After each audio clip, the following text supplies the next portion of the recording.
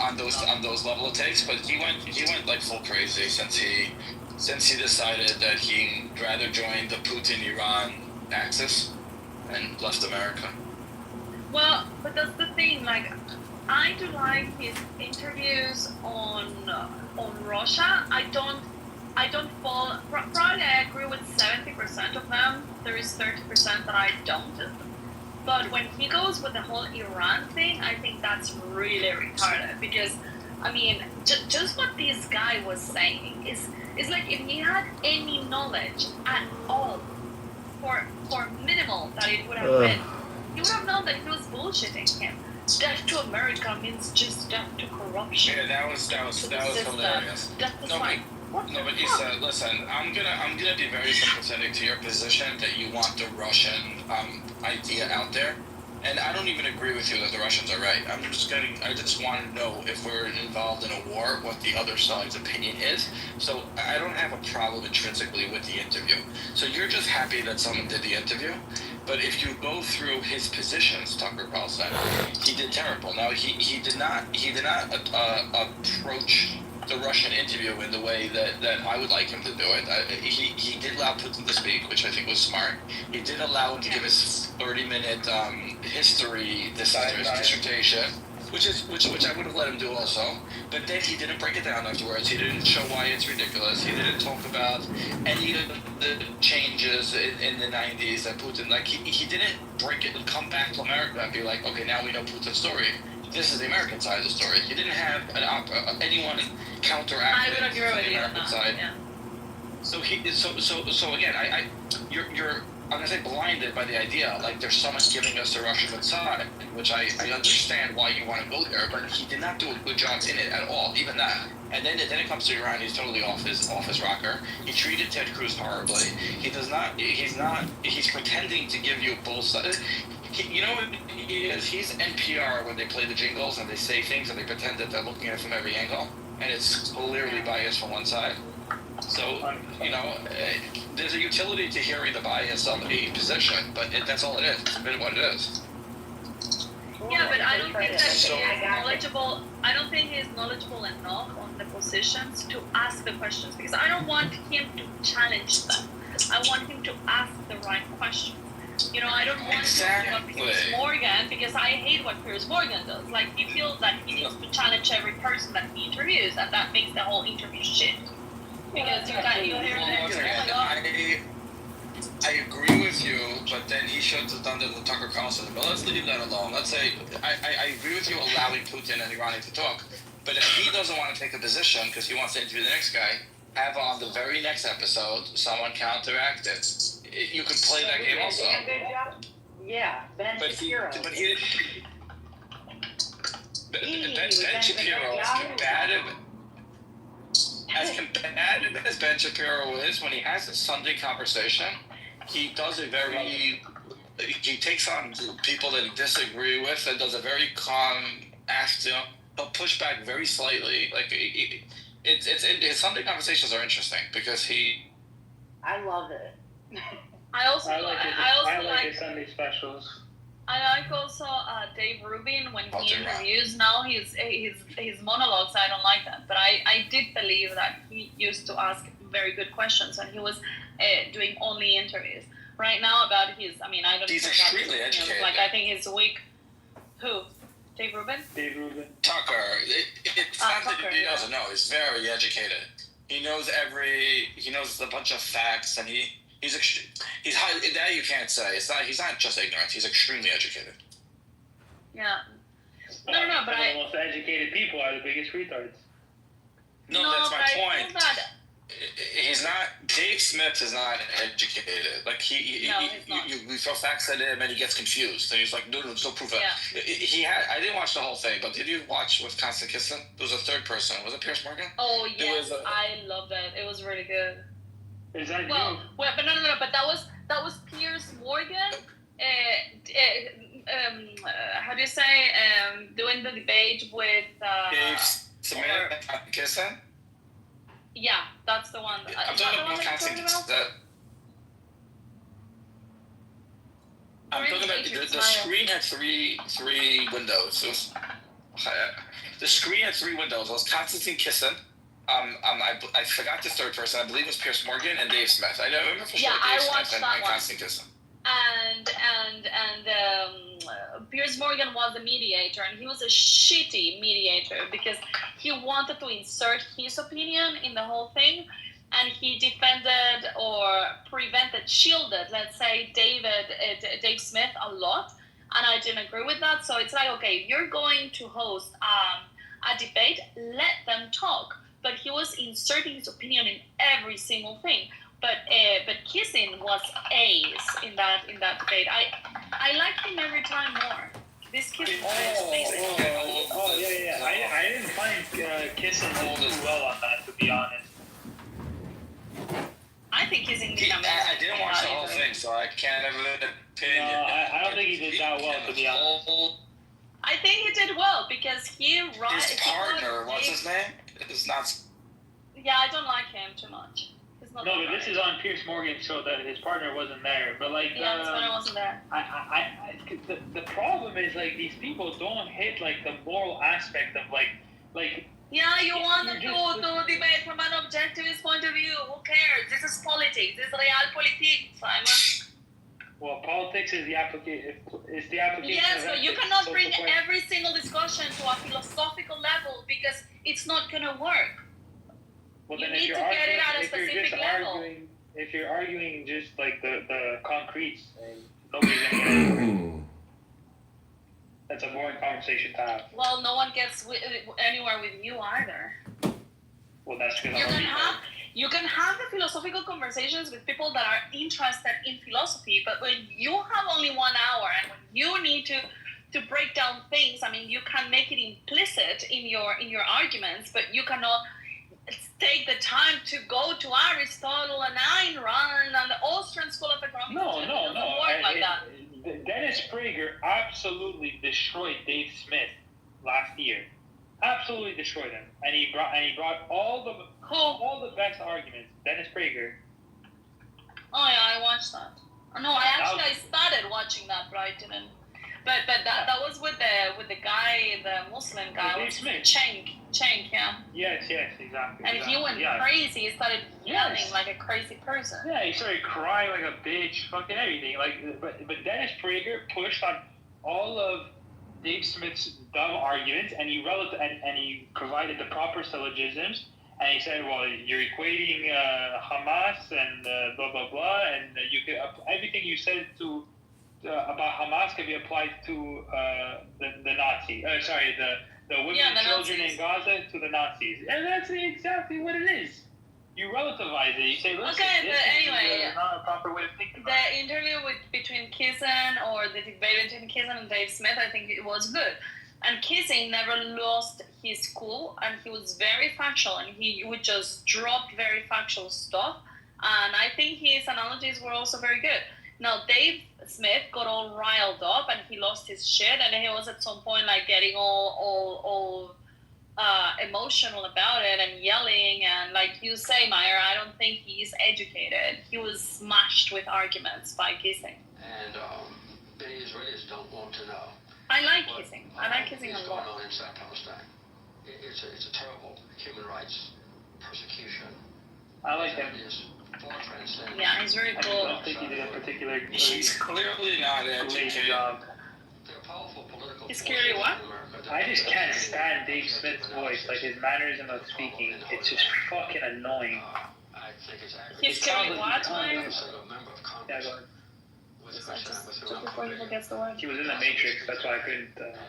Called Pretty Israel to withdraw. Uneducated. He's clearly uneducated. Publicize the plight of the Who did you say? And that is Who did you say what? by the very effective work of the American-Israeli. Get out of the mix. Who did you say that you like? You said I like him. I'm trying. Kissing. Who did you say you like? Yeah, Kissing's good. I don't think he's Francis. Some people hate him, but he's just not as good as Kissing. He just doesn't speak. He literally doesn't make any point. Because he has nothing to say. He's allegedly a comedian. He's not that funny. It's like he just tries to be the goofy guy because Yeah. Constantine Kissing comes from a much more educated, but he could much better debate skills. He knows what he's talking about, so he can argue the point. I don't know why this makes me think of and it was a total fluke that I ran up on it, but it was, I think, in Instagram where he put the majority of his posts. I would be shocked if it's still on there. But the wrestler, I guess he's a wrestler dude, last name King, but he started attacking Joe Rogan. Did any of you guys hear about that? And then they threw him in jail. Yeah, and Joe Rogan put harassment charges on him. Like there's like, he's got to stay like. The Liver King. God, that was like, did you go through the Instagram videos? Like, I started watching and I was like, okay, now he's coming off a little obsessed. Like, he was bad. No, I don't pay attention to any of that cultural stuff, to be honest. So, with me, Meyer, obviously reaction towards Piers Morgan. Like, the more I watch Piers Morgan's show, the less I like him, the more disgusted I feel about the way that he manages things and how he handles conversations. Whereas the more I watch Kissing, the more I want to watch from him. I've been like binge watching a lot of his interviews lately. He's so good. I really like that guy. I see that the latest on his channel is a conversation between him and Francis. Our honest opinion on Israel. That sounds interesting. I should listen to that one. Cool. Figure it out on the train. I don't know what it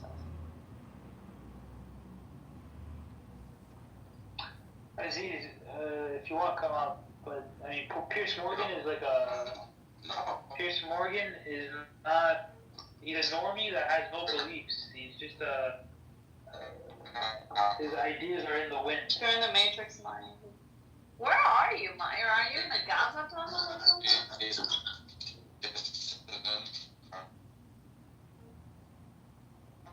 Why do we hate Piers Morgan all of a sudden? Though I remember being in these rooms and everybody telling me how great of a orator he was and how I have never said that he's a great orator. Nobody has ever said. Nobody has ever said. No, you remember incorrectly because none of us have ever. I remember. Piers Morgan.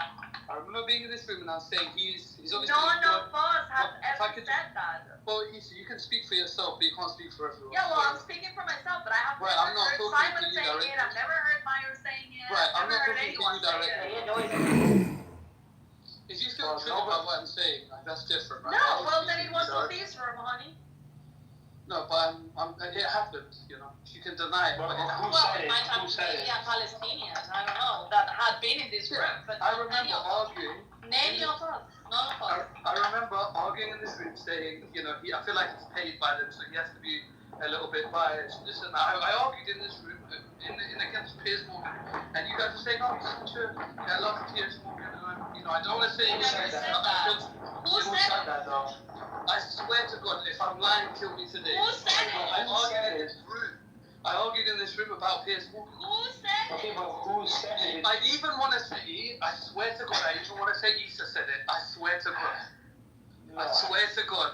I want to say Issa. Anybody? I swear to God, I'm not lying. And the reason On my life, I swear to God. the reason I know Isa has never said that is because me, Isa, Mayor, Dan, or maybe not Daniel, but like In fact, this is in fact the Oh my core. God, please listen. The core exactly from Issa. I love Piers Morgan. Why is the reason you know that it's not Simon? It's because he's such a normie. He has no beliefs in anything, and we all agree on that. He blows in the wind. He has no real beliefs. In fact, the five of us have got a group where we chat and where we share a lot of misinformation and links and whatever, and we always criticize Piers Morgan. So it's not like all of a sudden I changed my mind. I think now he's being criticized. You know, I don't think he was. Maybe. Yeah, he was. We have months and probably like a year and a half or 2 years of having this group, and I have never liked Piers Morgan, and I don't So know you him since 2 years criticize ago. Piers Morgan when he agreed Yeah. with you? Is that what you were saying? I don't know. Bro, I've been saying since October 9th, I criticized Piers Morgan with his dumb maybe show. you have Simon. Dumb Maybe you views. have Simon. I'm not saying specific names, but I specifically remember being in this room and arguing that Piers Morgan is not being honest and objective and asking the right questions. And everybody said, no, he's really good. I remember it. I completely doubt that. I mean, Piers Morgan still flops on fucking everything. Yeah, I agree that, Israel can defend themselves, but I think to the degree of which they're doing it, it's like, there's a nation fighting a war with one hand behind its back. What the fuck kind of view is this? This is He just wants to be liked, and I dislike that vibe. I disagree. I've been a big critic of Israel ever since the beginning of the war. It's like, bro. No, he wasn't. He was in favor. He was supportive of Israel until the facts changed. And over a period of What time, facts changed, Aziz? The facts don't change. I'll explain how the facts changed. It was a response. It was a justified response. They did get attacked, and they needed to defend themselves, Israel. But it got to a point where no one, not even Piers Morgan, with his snide ways and his sneaky comments, could justify it any longer. And so he changed his mind. Really? What kind of justification do you need, Aziz? Right, you They cannot don't return the hostages. Yeah, Hamas is not exactly. down yet, so what Right. kind of justification do you need? Right. They don't want the hostages. Like, how many times do I have to repeat the same thing? The hostages, the families. It's ridiculous. They're not going after the hostages. Yeah, they don't want the hostages. They don't want the hostages, man. Like, I mean, if they don't am want I them, the only it's one not that's like seeing that. this? Okay, then prove them wrong. Give the hostages back, put your arms down, and then let's see if the war doesn't No. stop. Then I will be on Because- your side. Because first of all, the hostages is wrong. We understand that, but it's kind of like they don't want them back like that. That's Oh, like really? They don't want the hostages yeah. back? Well, you can't really make that claim though. Such Like, an idiot. the whole thing, They don't. you can't It even make doesn't the help assertion them. because the reality is that they're claiming if you give us the hostages back, we stop.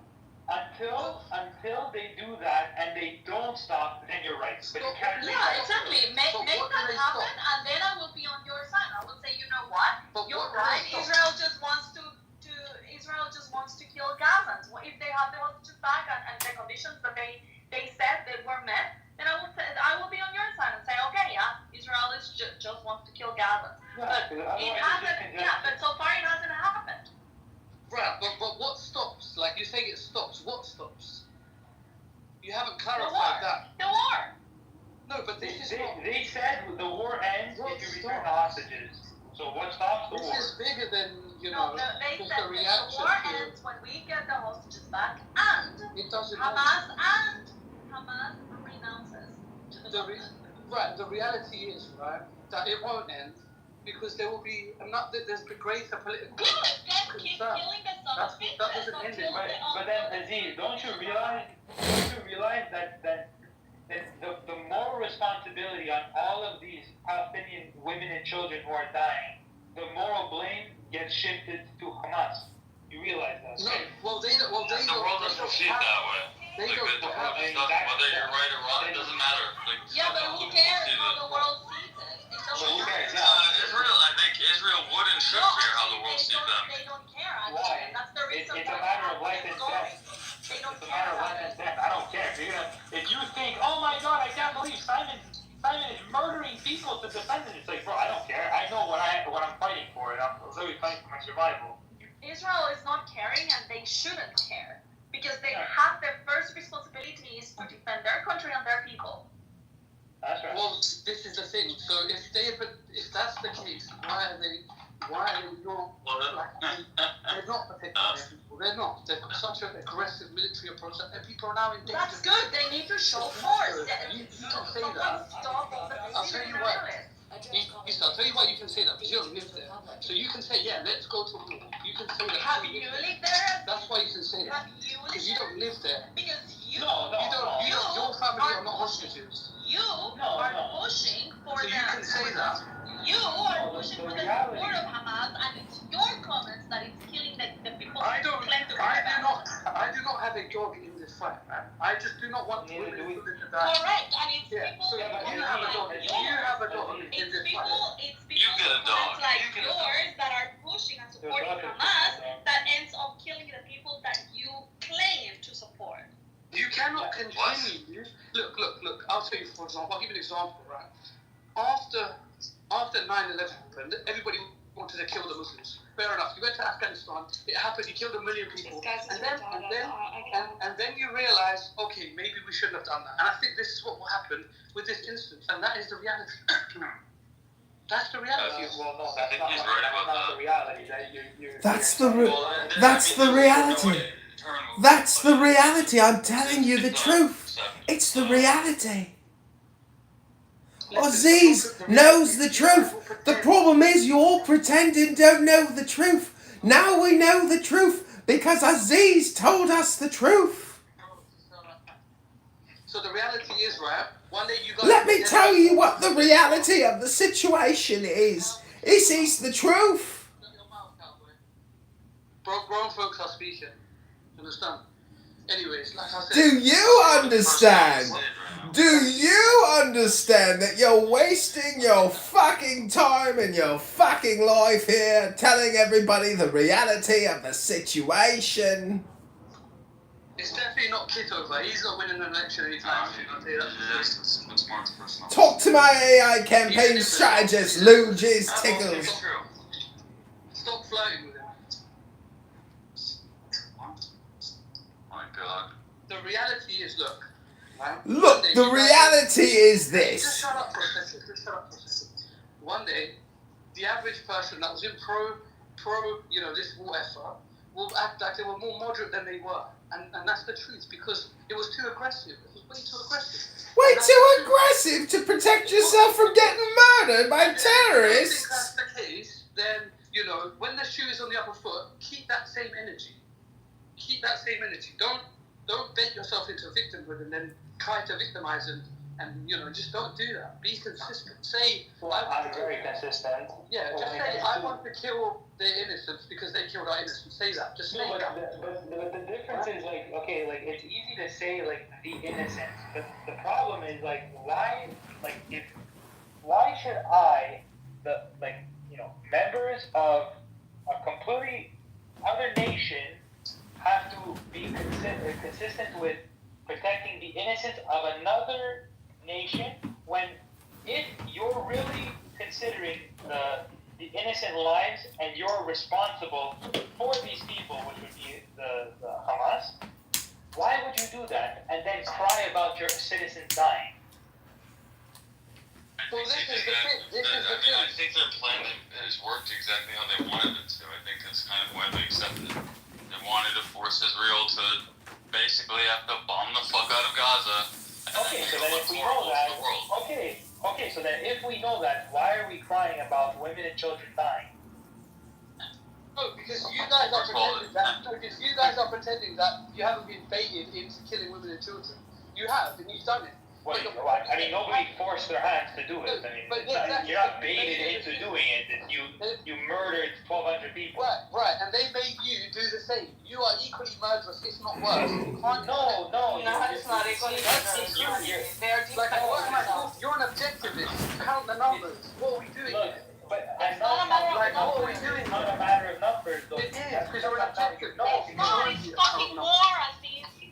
Aziz, everything that you just said, I sound like fucking Dennis Prager now, but everything you just said can be equally applied to the Nazis. That's like saying, the amount of innocent women and children who weren't Nazis in World War II were murdered by, every other country who was trying to defend themselves from France, the UK, anybody who basically defended themselves, and, the innocent people who weren't Nazis died because the Nazis invaded their countries, you could say the exact same thing. Well, Israel is defending themselves, but women and children died who weren't. It's a very small piece of land, bro. Well, that makes it even more difficult to defend. I'll tell you the problem. Yeah, you could say that. That's fair. But it's also one of those things where 2 years into something, I don't have any confidence in Israel to do anything if they really can't go in there and get their hostages out after this amount of time. Now, I don't think the hostages are the priority, and I do have confidence in what it is capable of doing. Well, they shouldn't be. Well, this would be a more honest perspective. Just say, you want to kill everyone. Yeah, That's fair. No, but I don't think that honestly, I don't think that either that the hostages should be a priority, because that puts you in a position of negotiating with fucking terrorists, and you should never negotiate with terrorists. Now, the thing is that they are using the reason why they took hostages is because they know that Israel cares about these things and that they will actually negotiate in order to bring people back. So they knew what they were doing. Now, if they did that and Israel said, okay, get the hostages back and Hamas needs to go, put your weapons down, give the hostages back, and at that point, the war is not over, then I will be in your camp. And I will be saying, yeah, Israel is a fucking beast and they are evil and whatever. But for now, there have been two objectives for this war. And it's get the hostages back, put your weapons down, and then we will figure it out. None of these two things have happened. So yeah, keep killing all of them until you get these objectives done. It's fucking war, and it shouldn't be a tie. Right, but the problem is that the Gaza Strip is not a population of 80 million people like Iran. It's not a state like, Lebanon. It's not none of these things, right?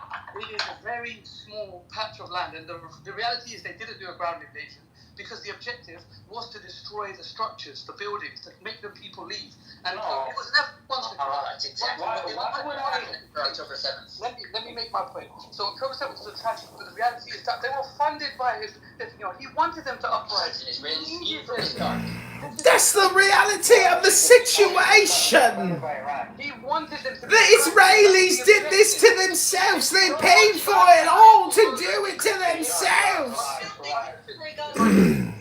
If I could finish, I don't need to shout. It's because Kitover. It seems like I'm shouting. I'm not shouting. Just John. No, it just seems like you're dumb. Right, and it seems like you're. It's because the Israelis did this to themselves. That's definitely an imbecile. No one's voting for you, Congressman. Let's remember that. So No one's voting for you either, Aziz. Edmund, stop it. Guys, Got some votes. Guys, we can disagree. I disagree with what Issa said, and I didn't cut her off. I let her finish, and I. Oh, because I had to yell when you tried. Right, because this, And well, you're I'm not not. addressing her point about it's a war and there shouldn't be a tie. Right, so this is the problem. When we call it a war, again, I said it's not a nation of 80,000 people. It's a very, in comparison to the Israeli military and their allies, this is an insignificant military. This is a military group. They're just insignificant. Well, then for more reason, Aziz, when you know that you're weak and you know that you don't have the same capabilities and you know that you're smaller, then you don't go and fucking poke the bear. Yes, you do. You Yes, don't you do. That's what you do. Well, That then is expect the bear to win. But Aziz, how can you say that and then say, well, there's women and children dying? How can this be? Because I'll explain why. The onus is on the only democracy in the Middle East, not on the terrorist organization. That's why. What? You have to How be can the you good guy. how can That's you right, at least you have to be the good guy. At least It's all up to the Israelis. It's very You know, moral. at They least are try. acting like the good Like guys. Hamas. They are acting like the good guys. They are defending their a people. terrible impression of the good guys. They are actually acting like the good guys. They are. Hold on, Simon. They are No, defending. everyone knows good They guys look like are. Muslims. Hold on, like I said. They are defending their people and they're fighting for the right values. Very the opposite of what Hamas is doing. That they're putting their people in danger. Listen.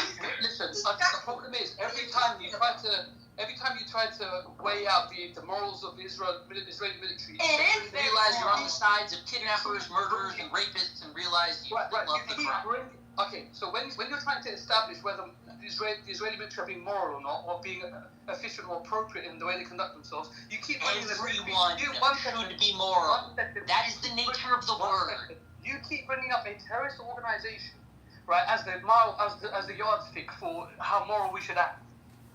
It's No. fucking ridiculous. Nobody. It's like saying, oh, Look at me!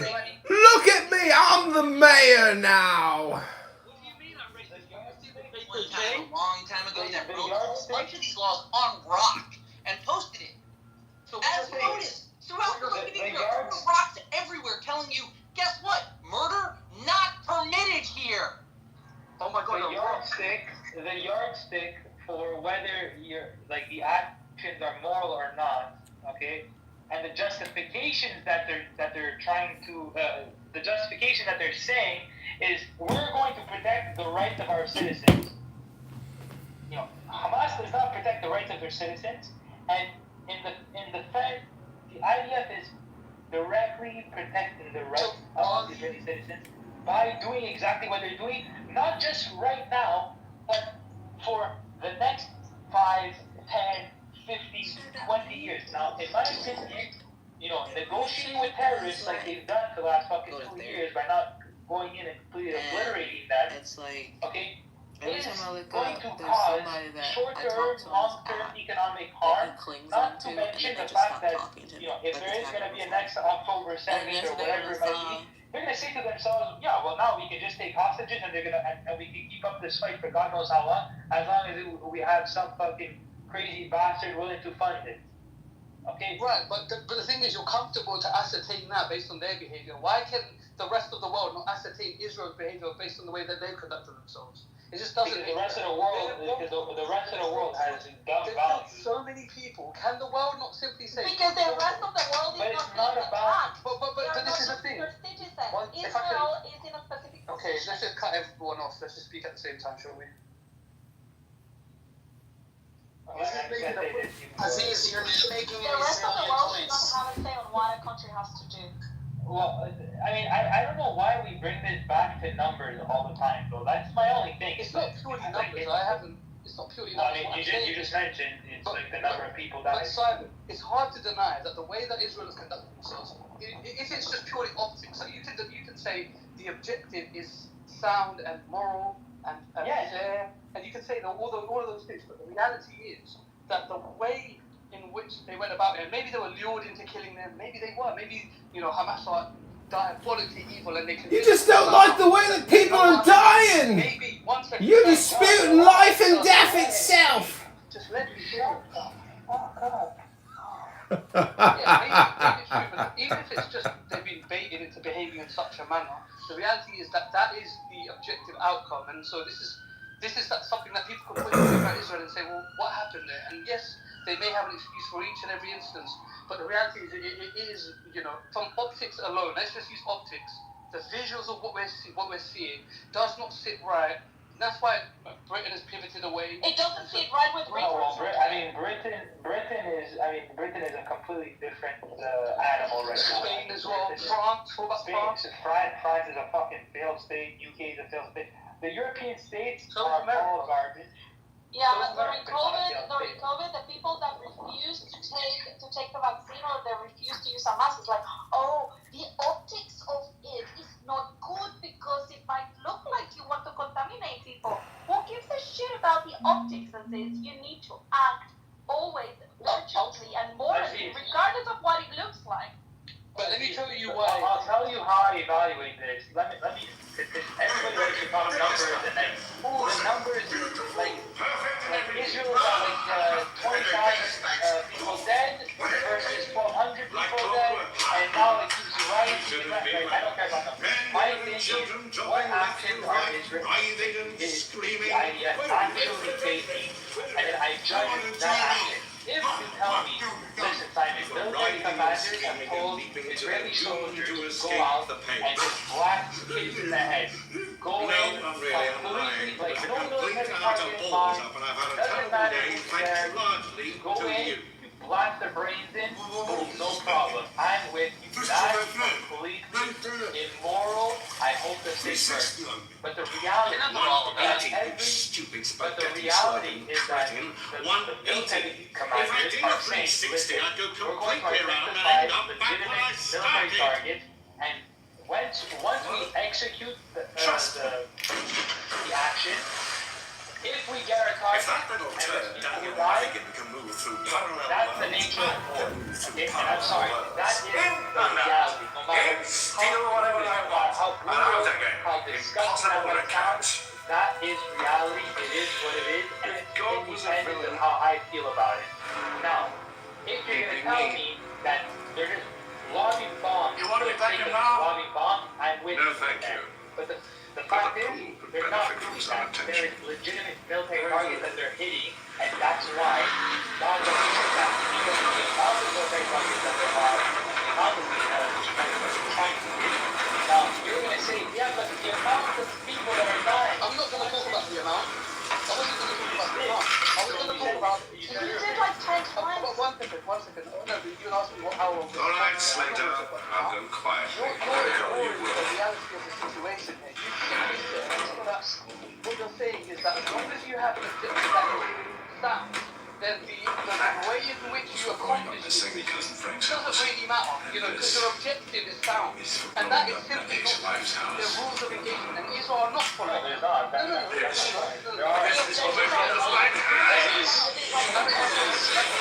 Let me ask a simple question. Oh, we just Let me ask a simple question. I listened to Simon, and I disagreed with it, but I listened to him and I let him finish.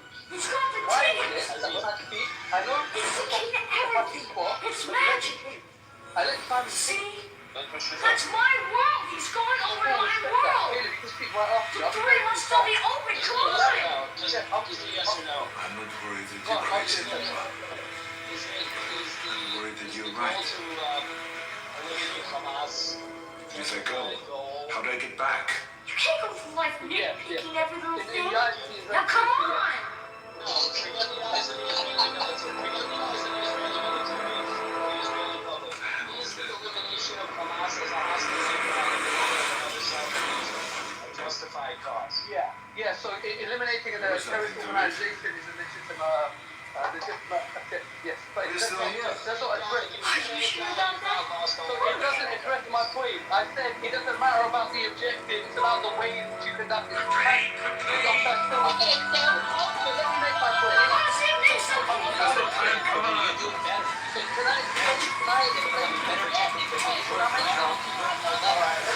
You want to do that? Jack, it all makes Let's sense. speak, shall we? No, actually makes absolutely no sense. But I'll try to explain. You want to ask me a Wait, question? Go on.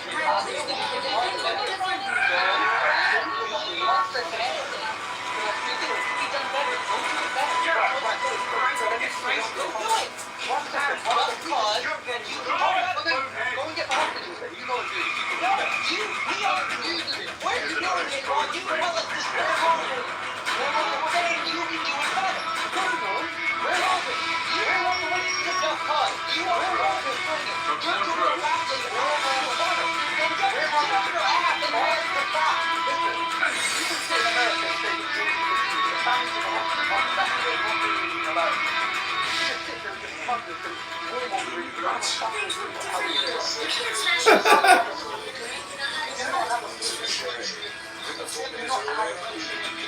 You can't smash it. Listen, Aziz, you're in the UK, you're closer, go help them. You're closer, you got all the reasons in the world. Save the hostages. My people are saving the hostages. They're your people stole them, nuts. No, they're not. Ask the family of the hostages if they feel that they are that what they're doing. They will say no. Yeah, so look, you Hey, can wait, watch make America. sure Dad. Yeah, Aziz, what's the name of the hostage? Look at Die Hard. The guy's hanging there by his leg. And at the end of the The movie, he hostages comes have back. you been coordinating with or tracking, Aziz? What's their names, Aziz? Aziz, you don't care about the hostages. I care about innocent people in general. I don't care what color you're. Yeah, well, you're generally So that's the difference between us. That's the difference between us. You No, understand? it's not. That is the difference. Maybe it's on You all say the people time. here on this stage don't care about innocent white people. Yeah, I do feel like that. Yes, You're a numbnuts. I do feel like that. I genuinely. You realize I'm gonna say this straight. Like, there's nobody in general, unless you're like some ideologically subverted, horrible, black-pilled human being, which literally no one on this stage is. Okay. Nobody is gonna Apart say from the yeah. Muslims, obviously the Muslims, No. right? No, I'm not even gonna say that. I'm not even Those gonna are say the that. bad guys. Remember? Let's not lose sight of what's going Oh on. my god, just No, let again. me say it. No, again. Unless you're like some Simon, insane. please go 1.4 speed. Okay. Unless you're like some black-pilled, horrible human being, okay, no one on this stage is gonna say, yeah, we don't really care about innocent people dying. Nobody. Like, that's just the reality. Like, there's very few people on Facebook. Yeah, okay, well, fuck you. What? Okay, anyways.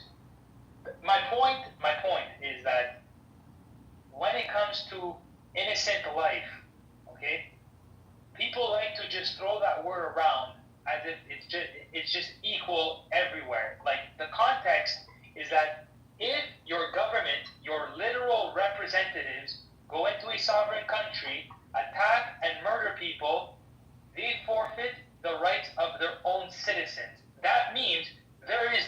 concept as innocent life. No, I don't believe that. I don't believe that. No, your government is your direct representative. Forget the philosophy about it, Simon. Forget the philosophy about it. That's just not. No, don't criticize his God. I have to stop you, Simon. I have to stop you there. I'm sorry, but there is always innocent people. There's always innocent people.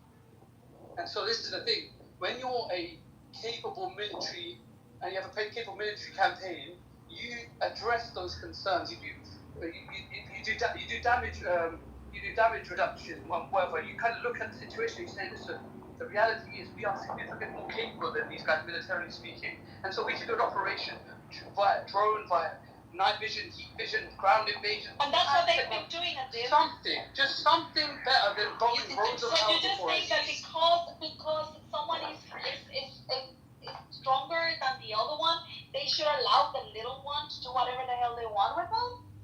I didn't say that. I said No, I'm saying they should do.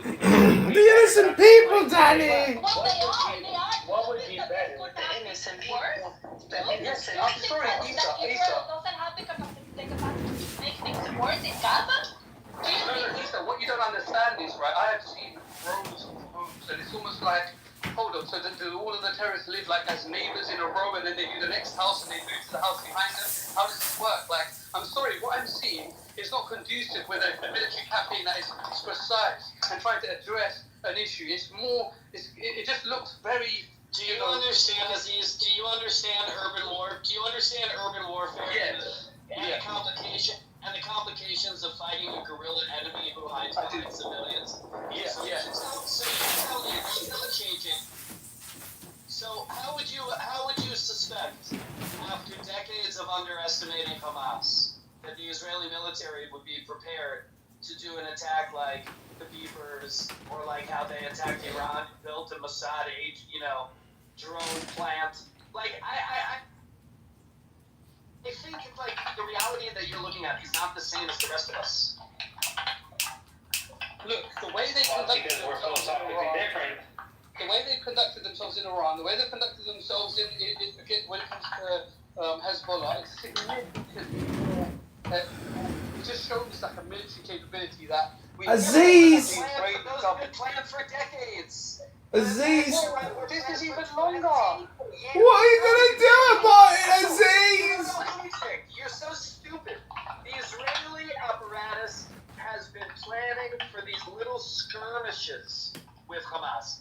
The idea of Hamas was to keep them at a slow burn. Right? That's Netanyahu's project here. So you don't understand. There has not been planning the same way that there's been planning against Hezbollah and Iran. You know why? Hezbollah and Iran are existential threats to the existence of Israel. Hamas is not. Right, so this is essentially just an overextension of a rage based on the way that they attacked them on October 7th, right? This is just rage manifesting itself. This is there's no existential threat of Hamas. It's a supernova! And they told us that we are going to get them back. You're so stupid. Wasn't October 7th just a natural phenomenon of rage? No, I'm not saying it was. I'm saying I can... It was a tragedy! That this is... But that's what we keep hearing, Aziz. It's the natural reaction to decades of occupation. So give me a fucking break. Right, but it's... And I agree with that. I'm not saying I don't justify it. Do you know that you contradict yourself every second sentence you say? Do you know that? Do you know this? Sorry. Wait, Caleb, there's a difference between understanding something and justifying. If I study psychopaths as a psychiatrist, doesn't mean I accept them, want them to do... Look at me! I'm the mayor now! It's an analogy. No, you just have a broken mind. Analogy is the worst form of argument. Listen, if you guys can't see the level of barbarism we're seeing, I can't help you guys. Which one is it? To listen or look? We are seeing it. It's just, it's not we're not talking about the same military. That's the difference. Like, It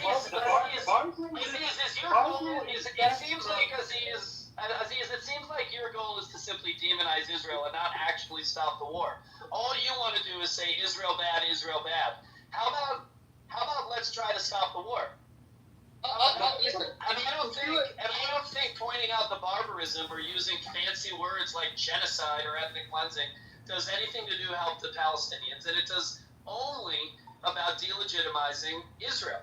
Well, that's not true. You know, I would apply this same judgment and ruling to if it was the Palestinians doing this. I know you can say, "Oh, well, No, you it's not," but I would sit here No, and you you wouldn't. could say, "Oh, you're anti-Islamic. How could you So say?" I want you to call. So every time you speak, every time I hear you speak, I want you to say first, release the hostages. Hamas should release the hostages. Yeah, they should. I think I agree. They should. Every time you speak on this topic, I expect to hear you say that. In fact, it's actually anti-Islamic to keep hostages. If you do research, actually, So I expect you. It's anti-Islamic to keep hostages. Then what are they keeping all the hostages for? Every time you talk about this, I expect you to advocate for the release of the hostages. I am not one of those people that has like an underlying, support for like some kind of agenda, and then that's why I'm saying this. And then there's like, Hamas is committing war crimes by taking hostages. Say it. right, and I condemn Hamas. I condemn Hamas. I condemn the idea. I condemn them both. You can't do Hamas should that. release the hostages. But Say it. I just want to make sure when you say you're condemning the IDF, But this is like the problem. what actions from the down IDF are you condemning? It always comes down to a terrorist attack that happened 2 years ago, and then we can just simply not discuss anything apart from that. No, but I'm asking what actions specifically from the IDF are you condemning? So, mainly the snipering of the children, the burying of the aid workers, 147 journalists that were killed, the fact that they don't allow foreign journalists to enter. The list goes on. It's not about the bombing alone. Right? If you target terrorists, it's just so many things. Okay, well we could take it case by case. I mean, like for example, like the aid workers. Can we talk about the aid workers? So let's start with the first thing you mentioned. No. It's not about. There's no order to this. I want to talk about the aid workers. So That let's is talk the most about the first potent. thing you mentioned. No, that's the most potent of my points. That's all right. We can cross that off the list now. Wait, what was the lie? The sniping thing. No, that's a fact. There's a video of it. No, there's no video on it. Yes, there is. I can find you the video right now. Okay, wait. Hold on. Okay, let's take the sniper because I mean, like that's extremely blatant apparently. Right. So I don't know anything about the sniper. I mean, I've heard about like a child being sniped. Okay. What you Is see the is person picture of the is sniping the person who sniped a kid being prosecuted? For There's no public trial or prosecution that we can access. There's nothing that suggests that they've been prosecuted. It hasn't happened. Literally. So let's go to the next thing. No, hold on. What's the source? Right. So what I'm gonna do is I'm gonna find a video of a child with his grandmother. Right. That's just a video. So this is a bit of emotion baiting, I guess. Right. That's what you guys would call it. I'll send the video, and then you can try and show me how you conducted yourself in response to that event. Who was charged and what happened? Okay? I'm simply asking just because if there's an Israeli soldier who shot a child, and like I said earlier, I hold the same standard for everything. If for fun he just ended up sniping an Israeli a Palestinian child for fun, he should absolutely get tried. Right. And I would hope that Israel, some court or not even the court, the military court would try him for war crimes, and I would expect it to happen. And I would expect it to happen. And I agree, Simon. I'm with you completely. I think that's the way everybody should be, And I just haven't heard that. So that's what I mean. I just haven't seen that. I haven't heard that. So where am I meant to look? Which direction do I look to see them holding themselves accountable? Because I don't know which direction to look. Well, I mean, but Well, Israel yeah, but first you need to demonstrate that it actually happened, and it's not something. trying their soldiers for war crimes, so it's not. Okay, First you need to prove that it actually happened. Can we at least agree that these things are happening? Like, Issa, come on, you have to be realistic. These things are Dude, no, happening. I don't know if it's happening. Where is it? Where's the evidence of that Issa, happening? do you want me to show you some of the most grotesque videos? I am not going to watch it. I should show you videos that There must be, there must be some document, there must be some reporting, there must be something. Don't speak over me or you're going to So let me handle it. No, it's not letting me handle that. I You got cannot it. speak Issa, over me. I can You can talk, but not over me. I mean, Aziz. No, you can talk, but not over me. Please, just No, not just please. hold on a You second. will. You're wasting time. You're wasting time fighting with me. You're wasting time fighting with me. Aziz, if it happened, it has to be a reporting. There has to be some documentation. There has to be something. Where is it? So Now you can talk. right. So Okay, what I'll do so this is the deal, Aziz. If a member of the United States military is committed a war crime, they are held accountable under the UCMJ. It's not Israel's responsibility to let you know about anything having to do with their own internal judicial systems, especially with respect to crimes that are committed by members of its military. That's handled within the state of Israel under the IDF. It's very similar, I think, if not identical, to how crimes of this nature are prosecuted under the UCMJ, the United States Code of Military Justice. So just know that it's being prosecuted. If somebody kills a civilian in the IDF, they're going to be held accountable. And, that's just it. Period. Right, so what you're saying is, right, we are not aware of the scale of war crimes because they're being investigated, is what you're saying. Because for me, it seems that there is a high level of war crime. But essentially, what you're arguing is that we're not aware, we've been made aware of it, but the Israeli government are aware of it. Well, let's just make things up and project all types of imaginations. There are war crimes committed. Okay, Israel has of convicting soldiers who have committed war crimes under their legal framework. Of course. Aziz, there will for sure be independent inquiry both into the failures of October 7th and into the administration of the war. The war is still going on. There will be an inquiry because that's what Israel does, time and time again. Because they have a sophisticated, modern, Western judicial system that is self-critical. That's debatable. You're debatable. It is not debatable. Why there's protests in the street of Israel? This was the best opposing speaker for this topic. Why do you all waste your time even discussing this with Aziz? It's the same convo as the past 100 years. It's totally retarded. Is that democratic, a religious exception? One example of this, Aziz, is remember when that scandal came out about the raping in the jails or in prisons or whatever in Israel? That came actually from the government of Israel. They were addressing it. That was not a leak. That was not some fucking Palestinian inside of jail that had a phone in his hand and leaked a video. That was actually coming from the Israeli government. They were addressing what was happening. In the end, it wasn't a rape, but those were the allegations. So yeah, Israel takes care of these things, just like every other country processes their own crimes. Right, but this is the issue. You're saying that these will be investigated, but currently we're in the fog of war. But the reality is this is like an endless war. So when will they be held accountable? If there's always something to address, when do we round up the figures and say, okay, well, this is what we do? It doesn't happen because it's now we're back in the there's always a threat. You should be asking for Hamas to give back the hostages and to put their weapons down, and then maybe the war ends.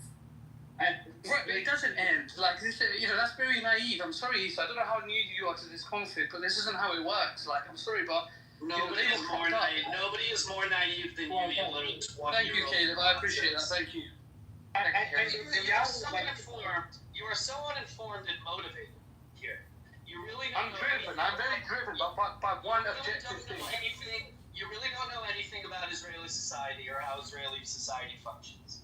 You think you are just a sheep in this broad pro-Hamas, even I would call it anti-Palestinian movement, because none of what you all are doing in your protests around the world and your intifada revolution, none of it helps Palestinian children stop from dying. None of it.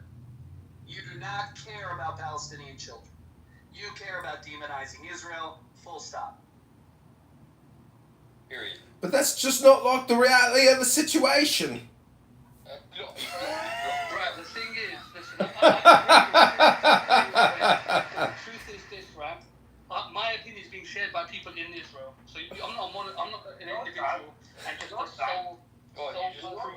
There's people on the streets in Israel that echo my sentiments. Just because there are other morons in the world that think like you doesn't Right, and make I think the there's point right. morons like you. That doesn't make right. That doesn't make you right. Wait, let's test this out. Let's test this out. And what are they saying at the protests every week in Israel, Aziz? Right. Well, it varies. Sometimes they feel like they're having their civil liberties taken from them due to political reform. False. That's not happening. That's not happening right now. False. Well, did they not hit the streets to reject political reform? Did they not hit the streets? That was before the war, you fucking moron. I don't care when it was. This is a long time. It's not happening right now, dude. I'm sorry. We weren't. This is not productive. The protests that are happening right now are not primarily focused on the judicial reform. Right, I'm not talking about right now. Some of us are aware of this concept prior to the What we're talking about right now. You mentioned the protests right now, and then there's... Oh my God. For you guys, October 7th... Listen, what are they saying? Right, for you guys, October 7th is right now. Listen, can you address my actual question? You're asking me... Because I've been to the protests, have you? No, I haven't. Okay, so I've been to the South. Barely guilty green beans to continue the song, but never ends with Aziz and wasted So you don't know time. what they're saying there. Right, Elon Musk hasn't been to Mars, Caleb. Like, what's your point? Oh, you are such a moron. Holy shit. Like, I don't understand what you're trying to say. I'm not even joking. I'm not trying to make fun of you, but this is just like the Kamala thing. And I haven't been to Europe. Yeah, no, I mean, this is the Palestinian brain. I mean, and it's just amazing. It's a you problem if you are speaking with Aziz or listening to Aziz and the loudspeakers. Palestinian, their reasoning is exactly the same. It goes the same way. There must be something in their brain. You just said you hate Muslims, so let's not What? pretend. Is that what I said? Nobody's saying that. You hate Muslims. Nobody's saying that. So why are you pretending? Is that what I said? I'm not pretending. I'm not pretending. I'm very clear on this. No, we're showing that you're an idiot. When I'm She hates Muslims. Just because I'm calling you an idiot doesn't mean that I hate all the Muslims. I just think you are an idiot. I don't hate Jews. You hate Muslims, right? So this is the I reality. hate Muslims. I have Muslim friends. I hate Islam. I hate Islam. I'm not pretending. Projection number one. You hate Muslims. You say the No, word I hate Muslim Islam. more than I say the word. No, Well, you no, just I said I hate Islam. I She hates dislike Muslims. Islam. And Muslims. She said it to me. Now that you have no point, you're trying to talk about her. No, because what I'm trying to do is It's establish just her. why we're You not wait a second. rejecting. Wait a second. What? You have no point. You I literally do have have a no point. point. No, you don't. You're talking about her now instead of yourself. Right. These are the reasons Right. why. Because they're talking about me. Then one by one, your points were shoved to be full of shit. You literally have no point. Right. What? Well, my point. But isn't it then a problem of us to continue speaking with somebody that's got no points? What are we doing here? This is madness. That I'll agree with Kitover. Where did he go? I think we can all agree he's annoying. I moved him down. His voice is giving him my. Yeah, John, don't speak like It's a that. troll You're voice. an intelligent guy. Like, I hate that when he does that. He's such a bad. He can be Because he is so pleasant when deserves. I cannot invite him back. Somebody bring him up. He is so pleasant when he speaks Tell him normally. not to talk like that so we can actually hear the value Yeah, of it's what he has to say. Just integrate, Congressman. You're not gonna go. The point is, I'm trying to break up your conversation because this is a song that will never end. Aziz is a low IQ moron. How long will you play this game? It's a you problem. You know what's tragic is preventing the integration of people who are decent Muslim people into mainstream Western society by making sufficient arguments and outright lies that other people hate and projecting. You're actually delaying the progress of society. You're contributing to the war by taking this. So it's a Muslim issue now. Excuse me. By contributing to this delusion, these fake points, you're contributing to the continuation of the war and the death of innocents with your lies. Right. So it's my fault now. Well, Your I mean, fault. you're standing Got it. So Your fault. I think That's it's a not, great take, so it's not Thank you for directly that. your fault. It's not directly your fault, but the people who sanction this type of like nonsense fuels this type of conflict. So I'm not saying that you're directly responsible. Super Clubhouse group of Universal Friends has been formed. Themselves, but to sanction like Last up is to kick what's going Aziz. on, like, and you know, when you say stuff like, I believe, like when people ask you to condemn, I believe that, like, you know, Israel have every right and like kind of invade. And when it comes to, like, you know, these types of conflicts, Finish one sentence. when you sanction Last up is to ask Aziz to listen or to be moved to the go. and, you know, sanctioning this type of stuff. I can't believe you guys are talking about this. Why does Simon sound so weird? Well, what he does is he makes the Because he's drunk. He makes the resolution by sharing ideas impossible, and then the only possible solution is violence. I mean, why should you guys keep talking about the same thing? Every damn day, the same damn thing. It's the question of our age, Randy. Well, I'm just wondering, don't you have new things to talk about? Like, for example, Epstein did nothing wrong, and it turned out to be a Democrat hoax. Like, why? Now you're trying to change the subject. Nigga, ain't nobody gives two damn shits about your Israel shit. Well, we do. But then you guys... Yeah, we are talking about it. If you don't like the topic of conversation, you can eat don't my call ass. in. You can eat my ass. Now what? Well, I'm just trying to tell you, like, Epstein did nothing wrong, and it's a Democrat hoax, and you guys are... You're trying to correct the conversation. You are a host. So, you've been talking about the same thing for 2 years, every day. So what? Yes. I'm just saying, it's time to So update aren't the you freaking now software. Deport Randy from Canada back to Lebanon. Freedom? Well, that's what we're doing. Let us talk about what we want. But all I'm saying is that maybe it's time to update the Well, software. we don't want to. Well, you don't have to, but it's just outdated. Maybe we are outdated. I think we should just move on from. Alright, good. Denaturalize Randy and send back to Jordan. Thank you for your opinion, Rabbi. Thank you. Thank you for your service anyway. Thank you. I just want to say, by the way, I also feel that Norman made a great point. I'm contributing to what we're seeing. I also feel that you guys are contributing to what we're seeing. The lack, you know, I feel. You mean coming on a social audio chit chat app debating is contributing to the genocide? You know, I could do an American accent as well. You can do what I can do, you know what I mean? Oh, you're getting offended because of the accent? I'm just wondering No, it's how just you really guys bad. want It's to just talk really about bad. Epstein.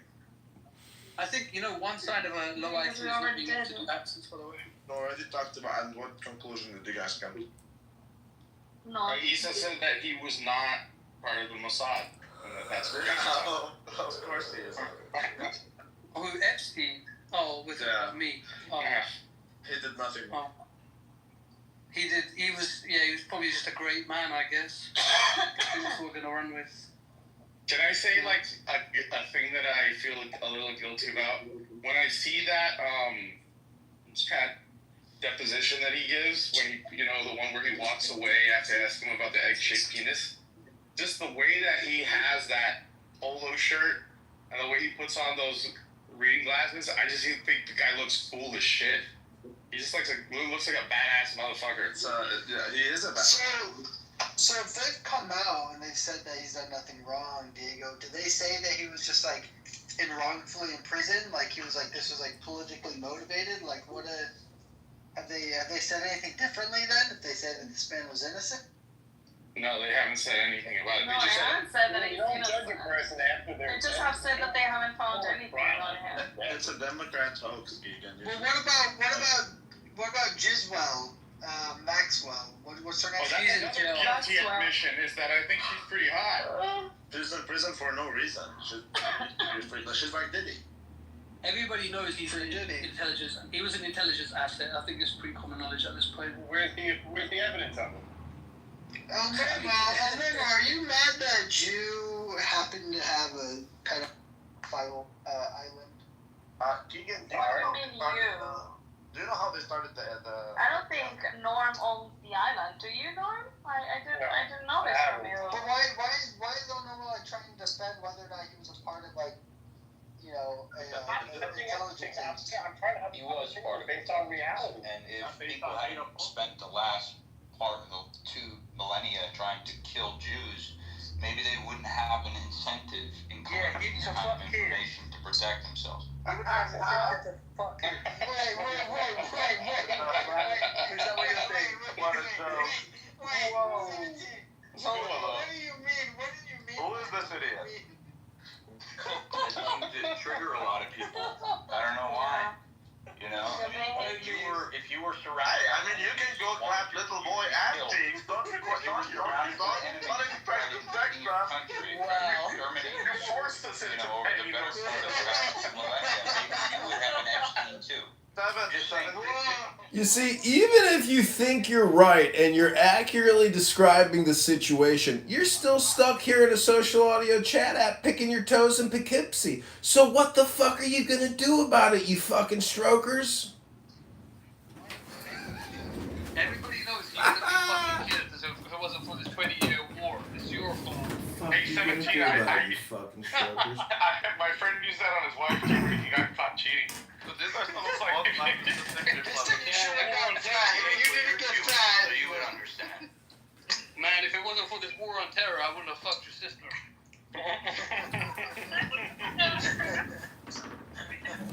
Anyway, there's nothing wrong with fucking little kids. Epstein apparently did nothing wrong, so you can go for it too. Yeah. I think you should get on record with that comment. Well, were they Jewish kids or were they Goyim kids? No. Here we go. They can't be Jewish. Ooh, we're getting to the nitty-gritty. It's a Democrat, folks. Stop thinking about it. Here we go. Well, in the case of Donald Trump, it was, right, his daughter, Rita job, and then she got married to Harry Kushner. They've said that she's Jewish. I don't mean like she converted, I mean like she was always Jewish. Ivanka. Because of Ivana. Yeah. Why is that relevant? Jewish. We're all Jewish. Why is that relevant? Ivana's not Jewish. Well, the question was, did he have Jewish children or did he have Christian children? For breakfast, lunch, and dinner. And I think the answer was both. He had both.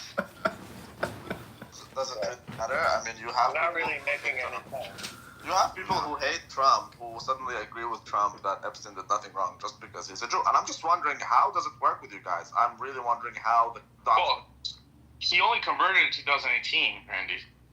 Yeah, but I just have you know that the Jews are the biggest monolith when it comes to politics, and they are hard. How? That's ridiculous. You have, like, for example, Boo-boo, I trust in math. Caleb is actually the Jews had a lot of leftists. Go look inside your shoes, Rabbi. You think there's a Jew hidden in your shoe? You guys are fucking Jewish derangement syndrome psychopaths and low IQ morons. Yes, they are the biggest. There is a lot of leftists. Okay, I'm not saying they're not leftist, but that's not what I said. I'm saying they're the biggest monolith Democrat. More than 90% of them vote Democrat. Now suddenly they all agree with Trump. It's not so much 90%. That's fact, son. That's fact. Hey, how about you call this It's up? not so much 90% anymore. It's about Habibi, how about you look it up, Habibi? 60-70%. It has It's shifted about a lot. 68-70%. It's like I'm talking to black children. That's racist. That's crazy. Guys, we have to agree though, like a pedophile island is pretty nefarious, even for like intelligence organization. Come on, if you just come on. A pedophile island? Are you talking about United Kingdom and London, where fucking Prince Andrew and your pedophile king and Lord Mountbatten used to dump little bodies off the back of boats and drink their adrenochrome? Why are you triggered? I'm just saying, like, we have to kind of look at that and say, even for like intelligence purposes, is that really necessary? Like, Well, maybe your Islam can conquer the pedophile islands one day and reconvert them back to pedophile islands. Have you heard Mike Ben's opinion on it? Well, if we want to make the argument though that like, okay, like this was a intelligence agency, that he was a part of an intelligence agency, and this was like their way of blackmailing or like putting a honeypot onto individuals, using underage children to do so is horrendous. These people should be not even just locked up. I think we should lynch them. I think we should bring back lynching. Show us the evidence that ever You're happened. gonna lynch P. Diddy? Keegan, last time you lynched a pedophile, pedophile, the last time you lynched a pedophile, the ADL was created. I'm just letting you know. I gotta go do actual shit instead of waste time talking to you motherfuckers about a dead guy for 4 years. I'll see you guys later. Good. Guys, I'm just saying, like, Ghislaine Maxwell's in jail for it. It's not a secret, right? Yeah, why can't we get Ghislaine out of prison, get her on Joe Rogan, have her live for 3 hours, and be done with it? Yeah, I would agree with that. But why I think that would be a good idea. Just don't get it. Don't get it. It's a pedophile island, man. I think that's... He's trying to crease. What you don't get is why can't you stop coming to a social audio chit chat app to sit here to get dopamine to talk about nothing all day long? What a fucking waste of time. I gotta go study for my CFA and get out of here. Able to make his point. Hey, man, I love my country, man. We got, as long as my It's not your country. Every now and again, they gonna fuck some kids, but man, I love Your America. country. The country of your parents, right? Man, look, my pastor said we gotta love Israel, so if they wanna fuck some kids, man, that ain't my problem.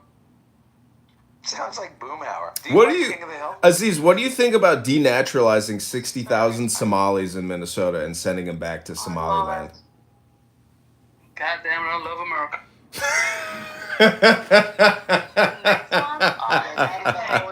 We're not doing enough, is my opinion. We gotta do more. We're not denaturalizing enough. Well, they're running now for government in Minnesota. They already control the government. But so Minnesota, yeah. They control the whole thing. It's Somaliland over there. But guys, the pedophile island, are we gonna move on from the pedophile island thing, or we just Aziz, what are you doing with your personal life? How long do you think it'll come on social audio chit chat apps to have never-ending conversations? What are you doing with your personal life? Congress, what do you do? Do you have anything going on? Yeah, I'm running for Congress in the 16th District of Illinois. Go to voteforjohn.com.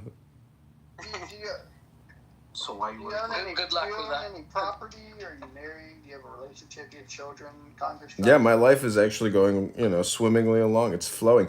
I mean, I can't believe you come here to talk endlessly. I sit here every day just in disbelief that it's the same people talking all the time. And I'm sitting there live streaming this to YouTube. It's working out pretty good. I'm creating great videos. I mean, I'm a video director, producer. El Normo is a consultant in the campaign to elect John Kitover. But you do the exact same thing. I know. It's like I keep recording the same conversation over and over again. It's getting insane. Exactly. So why do you keep doing it? I don't know, because... Something's going to be different next time. No, I don't know. I just find it amazing that I can even do what I'm doing, that, the bandwidth is there, YouTube is there, you guys are there. It's like, how is all this even happening? But why do you think that by telling us that we're wasting our time... He has not even moved on. He has not even moved on from the time Diego walked away from him. And, I mean, when they met, do you think he's going to move on from Clubhouse? He walked away from me. Listen, he didn't even get out of his car to shake my hand. He's a fat, slimy, dandruff, Nazi, Jewish-hating loser with a jalopy, a depressed wife, and 2 kids who are robots. Wait, is he actually fat?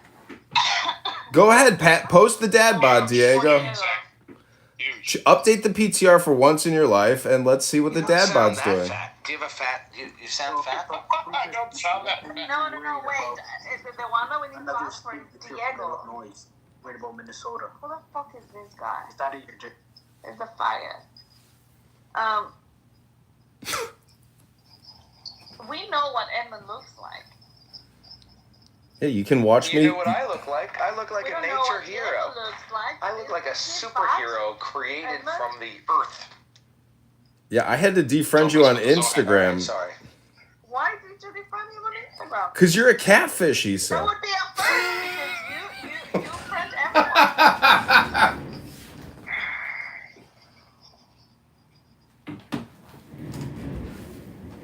But let's give it up to Issa for creating some of the best super clubhouse, super rooms, and super friends of all time's rooms. Don't say that because people hate on you. You're the catalyst and the linchpin, Issa. Let's go.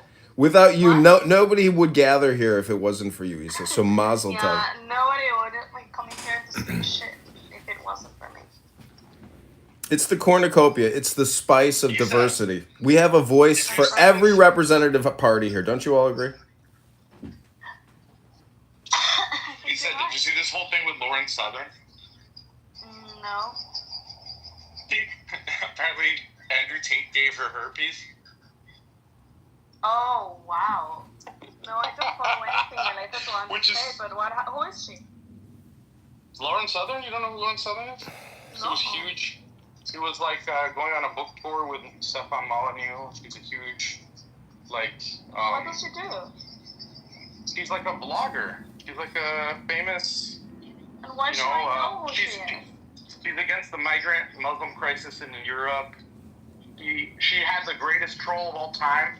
She got in a fight in Canada with a transgender, and the guy said, "You're a cisgender white female," and then she pulled out her driver's license and she said, "Actually, I'm a man," and she showed him.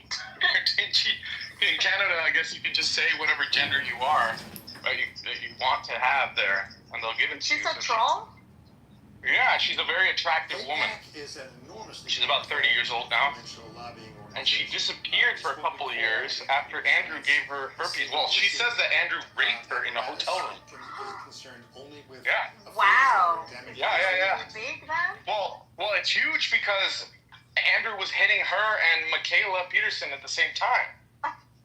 And Michaela has herpes too. Remember that whole thing where she posted the picture of her? Yes. I know. It's kind of scandalous. It's kind of crazy. Look her up. But Lauren Southern. Picture of what? Michaela Peterson posted a picture of her to show that she had a giant list of medical medications that she takes. Because you know how she's always saying, "I'm super sick and I can only eat meat," and the whole thing. And someone took a screenshot of it and found that she was taking Valtrex or something like that. And that's for herpes. Yeah. And it was right when remember when she posted that photo with Andrew Tate? Mm-hmm. That I remember. Yeah. What's wrong with herpes though? Oh, nothing's wrong with it, dude. Go ahead and spray it. Go ahead. Go get one. Ain't nothing wrong with it. If you have herpes, you're like a degenerate, you know? Ain't nothing wrong with spreading it.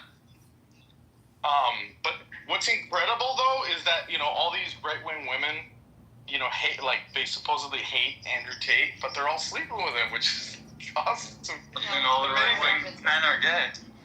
Literally. This is what I mean. There's no such thing as a real liberal woman. As long as the man is rich and strong enough, she will love him forever. That's a fact. I'm pretty impressed by him. I mean, I honestly, Michaela is you can tell she's kind of a hoe. Because she's always posting pictures I've always thought that she was kind of a hoe. But Lauren Southern, if you followed her, she's not. She doesn't give off hoe vibes. So how did it came about? And why is she talking about it? Why do you think wholesome acting girl can't also be a hoe? No, I mean, that's kind of the, it's like your naive self when you're a younger man. You think, oh, I'm in love with this girl, and she's not like the other ones, and then you find out later that she slept with the alpha male. And it's just a reminder. No, I'm impressed. Do you think that a woman that is petite or demure or traditional would not also just act like a hoe? She could also do that. Now I assume it, but now I know more than I did back then. Now it's just an automatic assumption until proven otherwise. Issa, I love you, but I assume that when you're not on the app, Issa, that someone's putting it to you, good in Switzerland. Diego, are you projecting, and are you in an open marriage with that Nazi bride of yours? Yes. Diego, but you're assuming that you have basically updated your definition of the word woman to be baseline synonymous with your definition for hoe? Yes, that's how I think about it. 100%. Yeah. Yes. 100%, the man says. Yes. Okay. I assume it doesn't matter whether she's got a ring on her finger or she's with her parents on vacation. You would think that all women are actively... The door can't be opened, Yeah, 100%. I believe so too. Robert, Hey Robert, when you were servicing the Bitcoin machines, did you ever hook up with any hot Latinas doing laundry in the laundromats?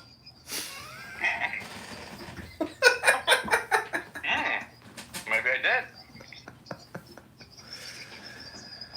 Anyway, so Lauren Southern, good friends with Luke Rudowski, good friends with Stefan Molyneux. Isn't actually Stefan Molyneux pretty a smart. white supremacist? Stefan Molyneux? Yeah, apparently he was, Simon, for a long time. You know? He was into the race. He was always putting race statistics up. Back in the day before he got banned. Diego, didn't the Groypers kind of pin him? Adopt him? No, I think his wife was apparently Jewish, but I'm not sure if that's true. His wife was definitely well connected in Canada. Can't people just be in love? Does somebody's racial affinity or, why does this word Jew come up all the time in describing a human being? I'm very confused. No, it's just a coincidence, dude. You should pay no attention to it. Just a coincidence. Just ignore the word Jew for the rest of my life. Okay, sure. I'm sure you will too, Diego. Yeah. Don't try to draw connections where there are none. I mean, they just happen to be that, and someone mentioned it, but... So if you think Stefan Molyneux and Luke Rudkowski, 9/11 Truth and Silverstein and blowing up of the World Trade Centers, I mean, Diego, who do you think is secretly controlling the world? Here we go. I like where you're going with this. God. No. Remember that interview where the guy said it's not a Presbyterian problem? Do you remember that? I mean, no, it's true. No. Yeah. I just find it fascinating that you guys are thinking about the Jews day and night, 24/7. I mean, what 365 days a week. No, they're thinking about us and our money, Isa. The Jews? I don't think they think much You think about we're you. thinking about you guys? Our pockets? Yes. No, we don't give a shit about you people. You visualize them empty, don't you? Then why are you so paranoid? Why was Epstein sending all of us to the island? What does have anything to do with Jewish people in general? Nothing. In general? Yeah, why should Jewish people feel responsible for Epstein? Do you feel responsible, Diego, for the priest rapists? For Adolf? Do you feel responsible for Adolf, Diego? I mean, he feels a little responsible. But I just assume those priests are secretly Jewish. He was asking for it. Oh, you think the Jews have infiltrated the Catholic diocese, Diego? I mean, the Pope wears a yarmulke. What else do you want me to say? I swear to God, I think I'm going to go to a... That far he goes. I'm moving to Israel, and I'm working with an Israeli biopharmaceutical company, and we are now creating Jewish derangement syndrome antipsychotic medication. I would love for you to come to Tel Aviv to be a test subject, Diego. Yes. Yeah, you didn't know that. That was another one, but it's the Jews controlling the Catholic church. In case you didn't know. It's a conspiracy. It's all of it. They are responsible for everything. Everything! Alex said that the Swiss are the They mountain are Jews. responsible for some things. No, the Swiss are the guard of the Swiss are the guard of the Vatican, so I get that they are protecting the Jews, right? Yeah, the mountain Jews, as we said. You see? Not to be confused with the terrorist oil-bearing desert Jews. Totally different type of Jews. Exactly. There's all varieties of them everywhere, right? But no. Did you see what I was telling you about Alex? Definition I don't want to work. I like Alex. That's a good I like definition. everyone. I have a very no good problems definition. with anyone. Welcome to Congress. But besides the Muslims, Lisa, of course, those we have a problem with. But, No, I know this. No, I have a problem with Islam. Wait, I hate to interrupt, but I want to mention that one of the YouTube comments was, "This is the definition of I don't want to work," and I said, "Welcome to Congress." Isa, so you don't like the Muslims in Europe, but then who do you think's letting them in? Or you think they're smart enough to get in? The Jews are responsible for the Catholic rapists, and the Jews are responsible for the Muslim migrants as well. Well, Do you think the Muslims are smart enough to fill out the immigration forms, or what? Well, who do you think makes the immigration forms? Jewish people. They print it off to Of give. course, yeah. There we go. That's right. So not only are the Jews responsible And it's the for every Jews single Jew, teaching regardless of his people crime. to- Jews are responsible for language, and thus that's why we have so many problems. Whichever country you happen to be in. Every other is from the Jews. Which one? What did you say again? The word Jew. The Jews not only have their own weird little community that sometimes has bad people that they have to defend, like Epstein, but also are responsible for every immigrant, non-native person within whichever country you happen to be in, because they are Christians of immigration reform. The globalization, it's all the Jews. Everything that is different from what you felt comfortable and conservative with growing up, it's the Jews that caused it, and they are the ones. All of it is the Jews. Diego, did you ever think that the word Jew backwards spells wedge, and that's what they're always doing all the time, Diego? What a way to reach. You gotta be Jewish too. You're one of us for sure. He is Jewish. Diego, how do you compare the political power of 1.4 billion Chinese and 1.5 billion Indians compared to about, 20 million Jews? What do you think, Diego? Who's got more political sway in the world? 2.6 billion or 20 million? That's a good point. That's a good point. Yeah, but in this case, it does seem to be the 20 million. Yeah, that's the crazy part. That's because of communication, you schmucks. That's because in communication, you are what you say you are, and what you talk about makes you think that that's true. But in fact, you people are living in a bubble, and you're small-minded little fucking Lujas Ticklers and Diego Robertos running from the law, scamming people on Bitcoin. But tell me what the Muslims control. I don't know what they control. He's obsessed with the Bitcoin scam. I don't know. No, I'm just teasing. I don't even think it was a scam. I think what he was doing was probably legal, and thus why he's still here being able to talk to us today. Hey, listen, talk to me again when you have 15 mouths to take care of. When you have what? We have 2.2 billion mouths to take care of. We're the Jews. No, I agree. My life is a lot easier since I don't have children. I can only worry about myself at the present moment. Yeah, Diego, he said that when he met you in that car, like, your family seemed like you were oppressing them. Like they were scared of you. No, they seemed like they had been conditioned to be very respectful, but also hesitant and worried. I'm sure they were listening to Crazy Dad screaming out some random's name at a gas station. And your toddler kids didn't even act like kids. Listen, they were scared because they were like, we know Daddy's on the spectrum, and he's screaming at some guy at a gas station.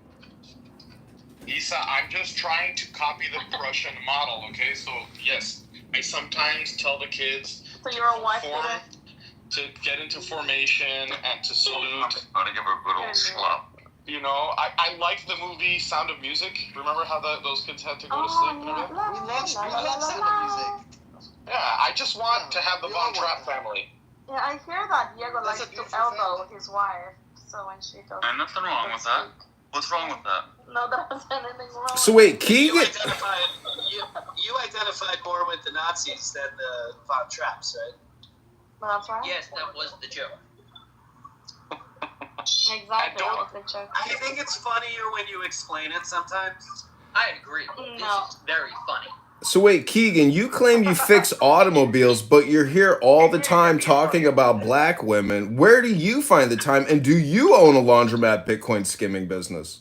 Yes, I do, actually, yeah. What, he's marrying a black woman? I just want to say, don't think it goes beyond me that I model my family after an Austrian, by writers that were Jewish, by the way, because I'm pretty sure the writers of that movie are Jewish, or the Broadway show. But you might Rodgers and Hammerstein? Rodgers and Hammerstein? I don't know. There's a lot of ironies going on. Hammerstein. So, yeah, you know what it is? It's kind of like, it's like the movie, what's that? Galaxy Quest, right? Like, even though it's not real, I feel like back to Galaxy Quest. My family after it. You know what I mean? It becomes real. Funny. Wait, it's even weirder. Okay, so technically, both of them are Jewish, but get this: Rodgers is straight Jewish. Hammerstein, not from a Jewish mother. Ah, the technicality. He was a Mishling? I'm saying the name that sounds the most Jewy is Not Jewish. the tag team. Well, that Why makes do we sense. always 'cause we end go up by the talking father about name. Jews? It's so tiring. I agree. Well, no, we were just talking about the sound No of music. Jews, no news. See that? They tried to talk about how they were in praise of Nazi child rearing practices, and they ended up talking about Jewish writers again. But that's just a coincidence. It's almost like Jews are the Tao, and it requires Jewish pasta sauce to make the Italian dish delicious. Or maybe everyone is just too lazy to pay attention to any story that is not crafted by the skillful Jews. So what do you think? Everybody just projects their own neuroticism onto Jews now, and Jews have always been that historical scapegoat for people? Diego loves Austrian School of Economics and Ludwig von Mises, and he is a Jew. He admires God him. damn it, it got to you again, Diego. Diego, everywhere you turn, Jews! Every damn time. This is what you get for worshiping a dead Jew, Diego. Hey, that's not nice. Diego, I think it's your destiny to work with Rob Schneider and create a comedy called The Jews. There we go. How No, why about, don't you do that that? mixing, huh? Jewish and Filipino? That's wild. Honestly, I'm not gonna lie. If there was like a historical movie called The Jews, that would be so good. I think it would actually be a winner. About 15 times I'm already. imagining a movie kind of like Airplane, where it's like the Jews exclamation point, and it's just everything. It would include the evil Zionist Congress, like they would show up. The anti-Semites would be hot on the trail. They'd be heroes in the story. It could be like History of the World, Part 1, where they go through the entirety, right? And they go through everything and say it was the Jews again. Oh my God. Zach, There's an did you see Israeli the, TV show like that. There's an Israeli TV show like that. It's called The Jews Are Coming. And they go through these scenes. It's a brilliant TV show. So wait, in my the favorite movie, one in that. Porno? Zach, did you see the what's his name? Mel Brooks announced Spaceballs 2? I didn't see that. That's amazing. Oh my God, he said, you know, after all these years, we. Oh yeah, you saw the trailer.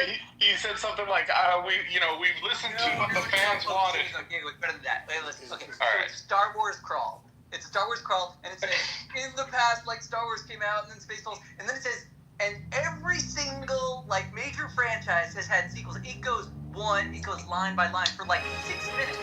It's just going, like, Rocky, Rambo, Star Wars, Star Trek, and it continues. And it says, but there has only ever been one Spaceballs. Until now! Until now, yeah, it's fucking. It's great. He's like, we for all these years we've listened to what the fans wanted, but instead we're making this movie. Mel Brooks, dude, he's 100 years old. I mean, now he's age appropriate for Yoda, so it works. Yoda, I should say. That's amazing. By the way, his wife, Miss, what's her name? She passed away. Is it Anne Bancroft? Anne Bancroft. So I just found out she was 36 when she did that, Mrs. Robinson. Asked, what do the fans want? And Dustin Hoffman was 30. Instead, we're making this movie. Thought that was an interesting little. Well, yeah, that was little part thing. of Infinite, right? Well, she was supposed to be the hot mom. Movies aren't reality. That's a new one for you. No, I just thought, like, that's a. I mean, you know, when you find out that Harrison Ford and Sean Connery were only 12 years apart, Sean Connery's playing his dad. That's an interesting one. But this was 6 years difference. Yeah, Diego, it's play, right? You can play older. Yeah, of younger. course. There have been people that have played like older than the people they were supposed to, like than they actually. Yeah. And she was believable in it. I played the same character. The other day I started to watch Fiddler on the Roof, and the director is Norman Jewison. Yeah, but here's wait. Here's the part that you're gonna laugh at. He's not Jewish. Isn't that crazy? He's not Jewish. I never read the credit, and in this case, I don't know. I just started reading the names while the movie was starting. I'm like, what, Jewison? Like, really? It's like a joke. It's just.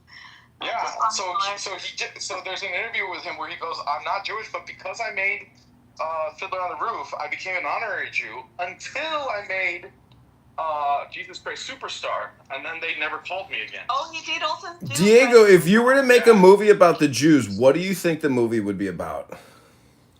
I'd probably just end up making, like, Don't Mess with the Zohan. Wow. Are you gonna vote for Zoran? Don't Mess with the Zohan is really more about Israelis than Jews. Are you gonna vote for Zoran Mamdani, Diego, in New York? Oh, if I started voting, maybe. Yeah. But I don't vote. That's such a Diego thing to say. For a fucking commie. I'm trying to stay neutral politically. He's not a commie, he's a social. But doesn't he go against your Austrian economics, Diego? How do you rationalize that? It's communism. How do you rationalize the violation of Austrian economics by Mamdani, Diego? That's true. But I mean, of all the policies that we could support, to support a communist is like the craziest one to support. They failed so many times. It's like, hey, let's try it out. Let's see if we fail too. Why risk that? Yeah, aren't you just a hypocrite, Diego? Can't you look in the mirror and just say, I'm a hypocrite? No, you have to have government. Why are you surprised? I just want to hear him acknowledge the fact that he's a hypocrite. Can you acknowledge the fact, Diego, Don Roberto Taylor, that you're a hypocrite? You can't do it. You can't do it. Your ego and your narcissism and your self-centeredness prevent you from admitting that you're a hypocrite. Under advice of counsel, I retain my 5th and 14th Amendments. You just like to See, there you go again. A fucking hypocritical thing to say. You are the Jew that you say everybody else is, you piece of shit. Come on now. Your behavior you say you criticize. No, but Don't you think you maybe have some Jewish in you? Don't say it, dear. Don't say it, Issa. Come on, Issa. Have you done your DNA? My sister did. I told you that. And you guys are Jewish, right? No, there's nothing there. What's your sister's name? I can fix that. Diego, let me ask you one more. Diego, let me ask you one more question. How many more years do you think you'll keep coming on Clubhouse to talk about the Jews? And do you think it's a you problem? As long as it takes. As long as it takes. As long as it takes to destroy the Jews. Until you guys can relish in the same jokes that I love to have every day with you guys. You mean the Jewish jokes you see on TV when we write and produce them for you? Shalom. Touche. Oh, it's the guy from the Blue Man Group. Hey, Daniel. Oh, Daniel is here. That's true. Hello. Hello, Daniel. Hello. Daniel, what do you think Diego suffers from? Stupidity. No, I think it's like a lack of identity, probably. Oh, wow. That's a good one. I think he's like a closeted Jew, and he's just like when gays were closeted, and they just start hating on gays because they're actually kind of like projecting and they hate themselves. That's what I think Diego might be. Oh, you think Diego hates Judaism because he loves it so much? Can you just suffer from hypocrisy? Maybe he's just not telling us, but he has some Jewish in him, and he hates that part of himself. And so that's what he's doing. He's projecting. He believes he has like a Marrano background and is secretly Jew. And he wants to remove that part of him, so he figures the best way to remove his Jewishness is to remove all Jewishness from the world. I hear you. Except the movies. Yeah. But here's the thing. Gays were closeted, exactly. Like you see that these gays that were closeted, that they start hating on gays. They can be aggressive. They can be violent. They hate on themselves. Yeah. Issa, very much like Trump and the Epstein list, once I get cornered and you guys actually find me out, I'm going to deny that there ever was any issue with the Jews. I'm going to be like, what are you talking about? Are you on that again? Oh my God. Hold on. Are you? For 4 years. What do you guys are so obsessed with Epstein? Is it the Jew thing, or is it that you like into pedophilia? It's because he constructed a harem out of high school girls in Florida. That's why people are obsessed with Epstein. No, that's no. Really? So if he wasn't Jew, hold on. Daniel, it's called espionage, Daniel. That's why people in America are concerned. Yes. I'm asking, do you think that if he wasn't a Jew... Hold on, let me fucking ask my question. Oh, never mind. Yes, Daniel. So Daniel, there are two sides to this. There is actually it is a crime. It is a whole pedophilia ring, and it. What do you do? What do you do wrong? Hold on. Prove it. And there are a lot of important people involved, etc. But the Jew haters, they jump on it because he was a Jew, and so that strengthens their hate for Jews and the narrative against Jews. But it is because it's an interesting case. It's like, why are they hiding it, right? Like, it should be revealed, or he should have been convicted, and nothing happened. First of all, it doesn't need to be revealed, because if actually you're talking about minors, then it should be protected. And not all those cases, usually, like, what do you compare it to that they reveal, like, all the information about, like, rape cases or pedophilia cases? In what other cases did they publish their names? And, like, this hyper-focus... It's not about publishing the names of the victims. It's about publishing the names of the perpetrators so that you can know who is a pedophile. It's not the perpetrators are Jews. So, like, we want the Diddy list, we want the Epstein list. All the lists nobody that have been compiled. About the kids. Yeah, nobody wants to know who the victims were. Like, all of that, keep it secret. It doesn't matter. But when there is a normal person that is a pedophile and he was caught as a pedophile, his name is published everywhere. Like, he is a pedophile, so everyone is aware. Are they convicting people in the Epstein case? He died. No, they gave him immunity. That's what we're talking about wanting the list. In 2009, they got immunity from convicting. Who got immunity? Epstein. His co-conspirators. Daniel. Epstein is dead. I'm talking about those people that you care about. Daniel. His co-conspirators got immunity in a deal. He got immunity before he died. He got immunity, then they went after him again, then he died in prison before he could face trial, which is shady as fuck. Oh yeah, he never had immunity. But I'm not talking about... Daniel, it's Dr. Bill Gates, the vaccinologist. Dr. Bill Gates is the main perpetrator here.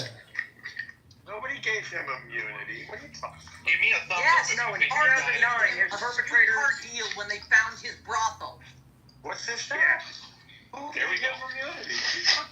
The Florida the Florida Attorney General in 2009, 2008. Abby Eva. I can see you on this phone. Florida, not New York, not federal, Florida. I thought, aren't you in the anonymous section? We got 3. Go look at the sentences. 4 anonymous in the room. It's a lot. One of them is me, though. I'm going to see if the Deep State Patriots has been activated. No, I can't because I'm Europe. But I'm going in audio because it's better. Immunity to other perpetrators in the case. They gave classification and immunity to what they said is co-conspirator's name. They gave, for some reason, legal immunity to them. There was no conspiracy. Norm, there's an island full of kids that had an international trade of planes that came from all over the world that are federally monitored. Let's also remember that a regular beat cop, a regular Miami-Dade officer is the one that busted Epstein because of the protection he got from Attorney General. Why are you defending him, Norm? Was he your friend? Just a plea deal. Never charged exactly. This is a shit show, isn't it? If I drive down the street without my license plates being, if they're expired, I don't get a plea deal. I have to pay the fine. There's no fucking leniency for me. There should be no leniency for any of you. But you're not Jewish. Of course you get a plea deal. What are you talking about? You're not always get a plea deal. There's never ever a case they're like, hey, we'll do it for $5. They're always gonna say $300. That's what we need. What? Yeah, we don't get the same But mercy. James, aren't you acting like a child here? Don't you know there's special circumstances all the time? Yeah, the special circumstances with Yeah, when you know Epstein is that Lex he has Wessner. friends and After the bar. on enough powerful people in Florida to avoid any actual consequences. You admit it. To his pedophile brothel. Throw the friends in the dirt. You're admitting it now. I'm with Norm here. There's no evidence that he did anything He wrong. was also a federal informant. Not not reviewed any of the evidence of what happened in Florida. I don't know. As long as Prince Andrew's walking around free, there's a fucking problem.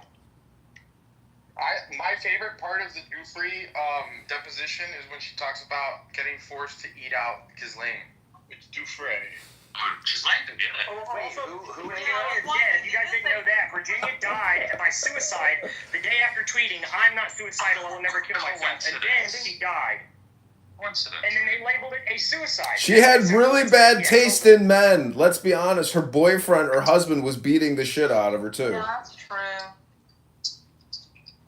I think it was like several. Wait a minute, that's not true. Of a suicidal death. James, Literally said, "I'm not wait, suicidal." James, that's not true. She tweeted, "I'm not suicidal" several years before her death.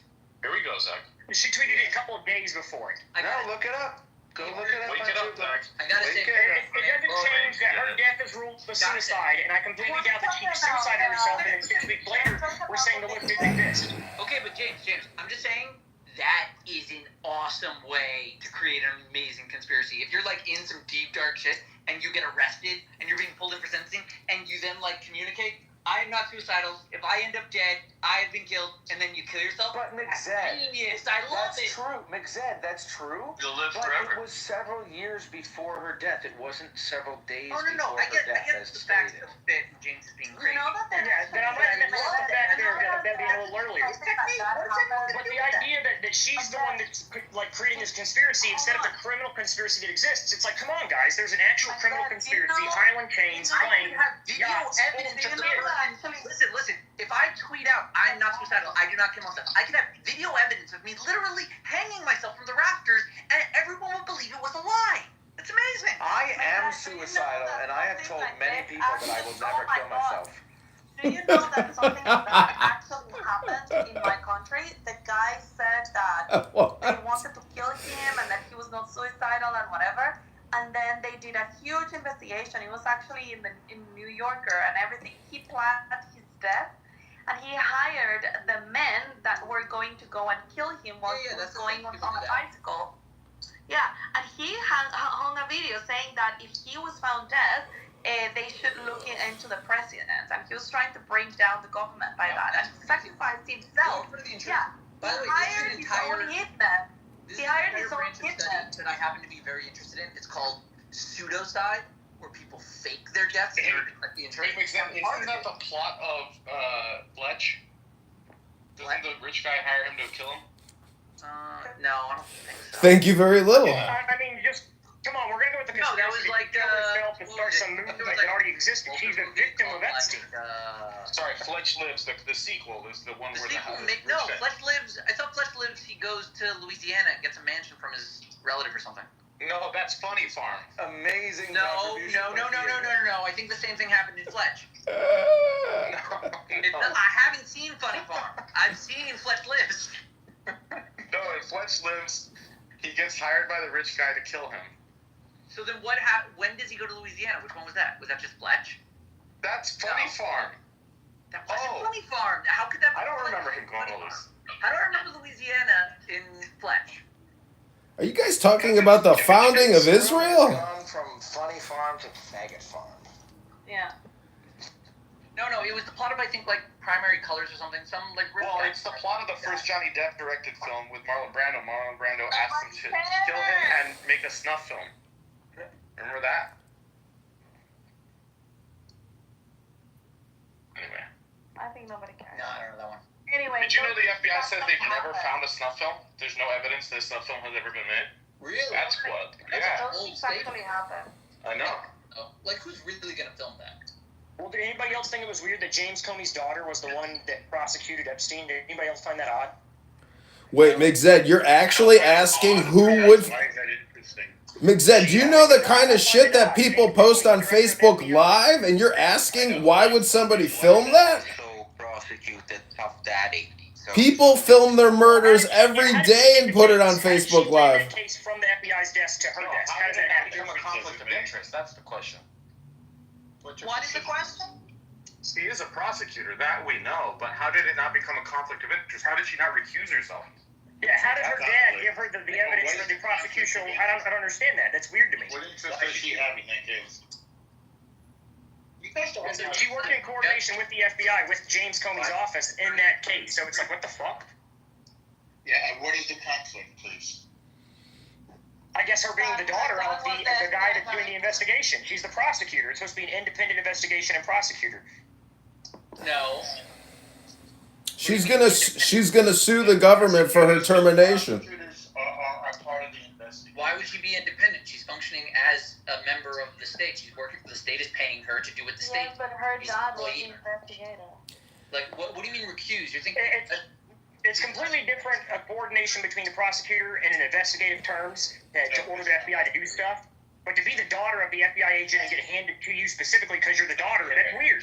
There's over 100 federal prosecutors that could have taken the case in New York City alone. If her father broke confidentiality and for whatever reason was sharing explicit information about Epstein with his daughter, but you'd have to show that. And he was posting fucking murder signals on his Instagram, bro, for Trump. What? Comey was. You know, with the pebbles on the beach? Yeah. No? No, I don't know. It's just weird because let's admit this: prosecutors are not selected by somebody who says, I'm going to pick that person. They're random. It's a random system that says this person's assigned. How does it assign James Comey's daughter randomly? How does that happen? Come on, James. You know how things work in the real world. Twice, might I add. Was a coincidence? Listen, they tried to blow Trump's fucking head off, James. They tried to kill Trump. Do you think that these people are like, you know, if anybody in this room thinks that there isn't a conspiracy afoot and has been afoot, and Trump isn't the victim of it, I mean, does anyone here think that the assassination was like a WWE wrestling match? No. I've been saying that since the very beginning. It cut his ear. They have photos of the bullet whizzing past his head, and the kid died, and he was a crazy. Where's the scar? How are you gonna say that was like manipulated? I'm being facetious, but what The man died. the fact is, there was a coordinated effort with Russiagate and so much other shit that it's too much information to even contend with this at this point. But Comey is a piece of shit, and if anybody here thinks that Comey's not a piece of shit, I mean, raise your hand. Put a 1 in the chat if you think Comey is a piece of shit and his daughter is most likely a piece of shit. Put a 2 in the chat. Insightful. I mean, you can defend the legal profession all you want. These lawyers have a license to steal, and Comey's daughter is most likely a piece of shit. You have no problem talking about how corrupt it all is. In Guatemalan politics, this stuff happens every day, and you know it's corrupt, and you know it's not. Where, in Guatemala? Yeah. They tried to kill you, Issa. They tried to kill you. Me. But in America, you always call it a coincidence. They didn't know who they were fucking with. Well, that's exactly, Dio, you got a great point. It's always coincidence. It's always an accident. It's always uncoordinated or conspiracy theory. It's like, it happens all across the world. We're not immune to it. It's always a lone corruption.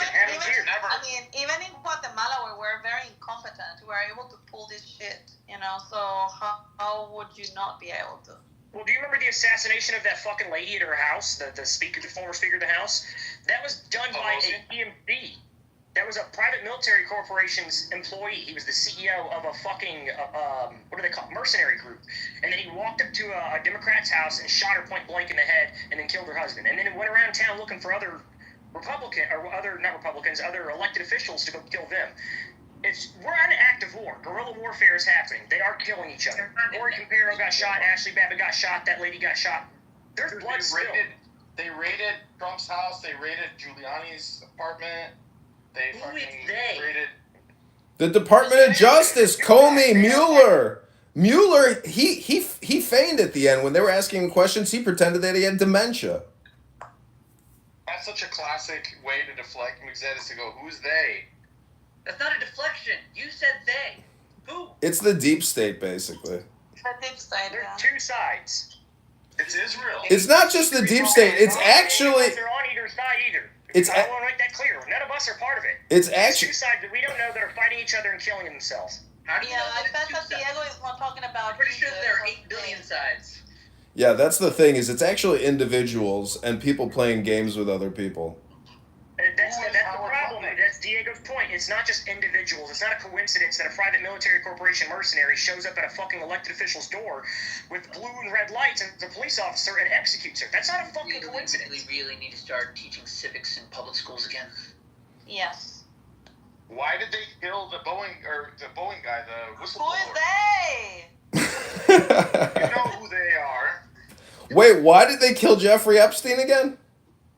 They didn't. They did not kill Jeffrey Epstein. That was Epstein's alive on the island underneath underneath the awning in the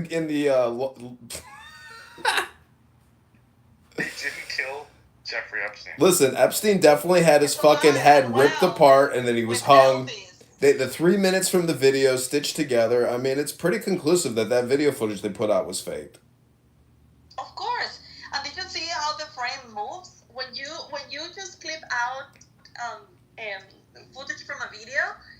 You just see how it jumps in the numbers in the clock, but you don't see how it moves the camera. Here, the camera just changes the frame. Well, then it begs the question, though, if you really think everything they put out is fake news, I mean, and you're on here talking about it, like, do you still eat breakfast, take a shit, go to the gym, put your clothes on? Like, what are you going to do about it just by talking about it on a social audio chat app? Like, how big of a stroker are you until you realize that this is like a huge waste of your time?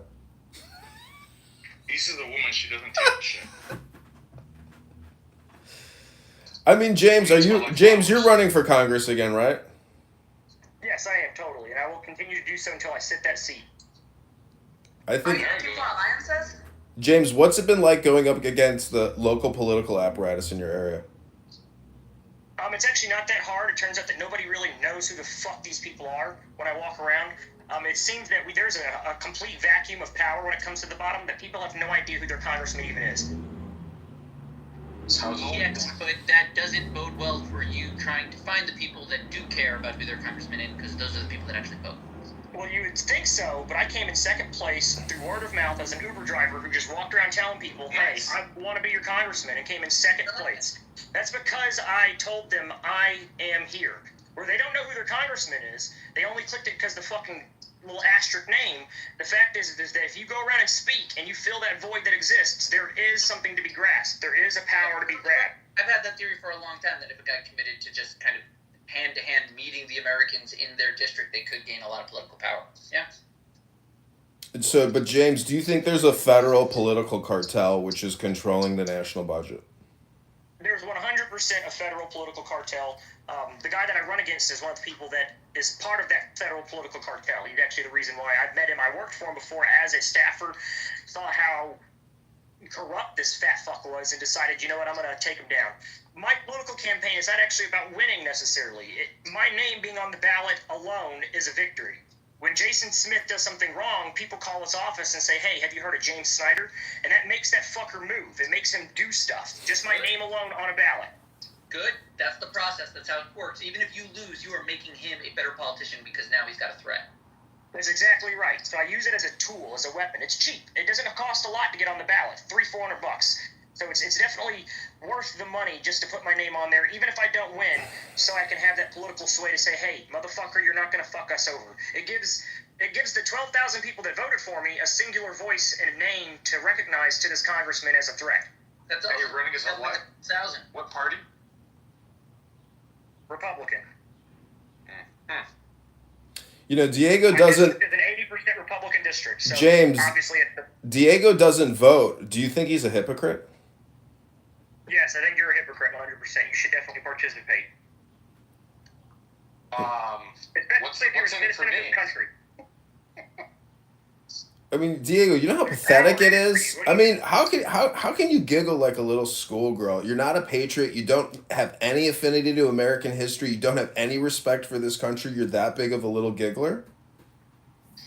He's like one of those Mexicans protesting for illegal immigration. Actually, have you gone to any protests yet? Yeah, he denies the validity of I've been benefiting from the lowered traffic. Have you guys seen that in the news? No, what? Like the traffic has eased up. I can get across town real quick now. Because it's summer or because of the congestion pricing, you mean? No, because I heard that it's because all the illegals are hiding right now. No? Well, yeah, I heard that in the news that the traffic has it's like crazy easy now. Karen, out there, like they're literally.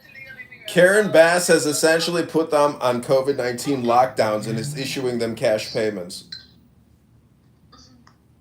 It's pretty crazy. I thought I always thought that was funny.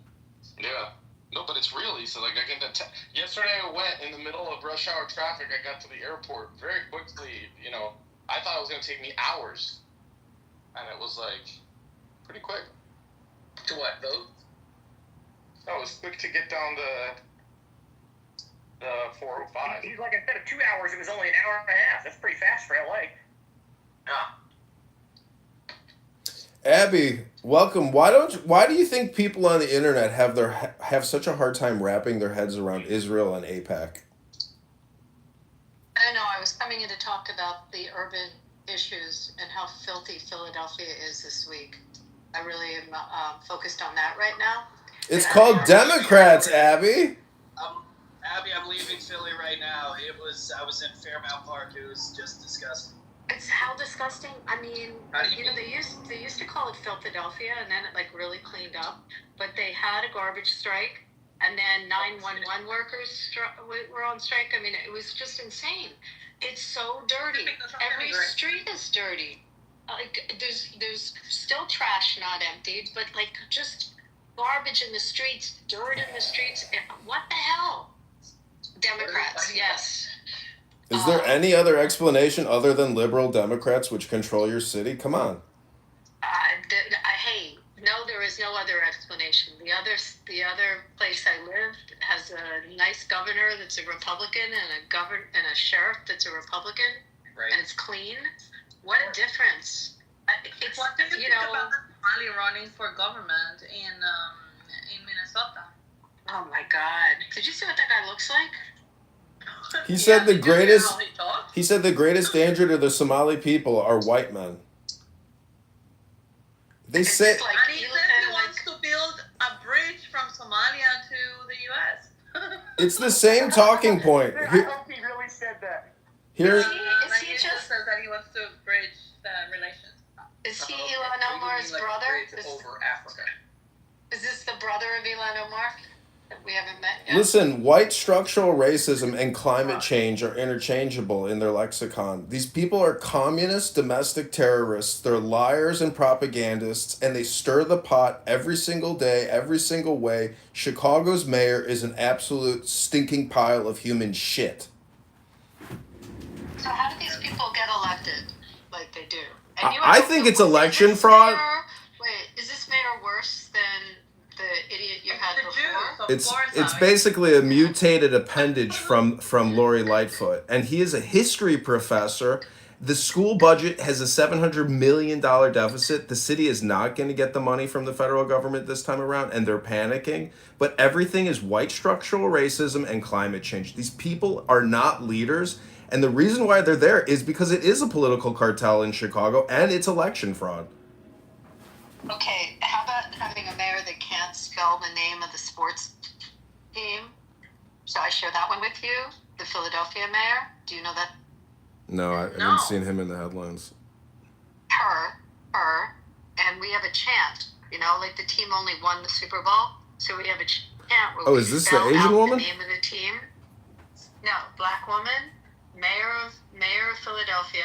We have a chant where we spell out. It's the song. We spell out the name of the team. She could not spell the team.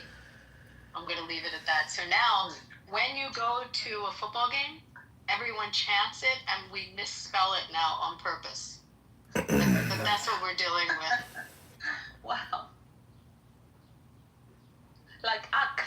I mean, there's a very good chance that Mamdani wins the mayorship of the largest, most important city in America. You know what, Edmund? In a way, I kind of hope that he does, because I think that things will only get better when people are really get a taste of what deep shit. Well, Issa, you probably don't even know who the other candidates are. I mean, do you know who Curtis Sliwa is? Eric, the current mayor, and Cuomo says. Right, Okay, well, what about the third guy? His name is what?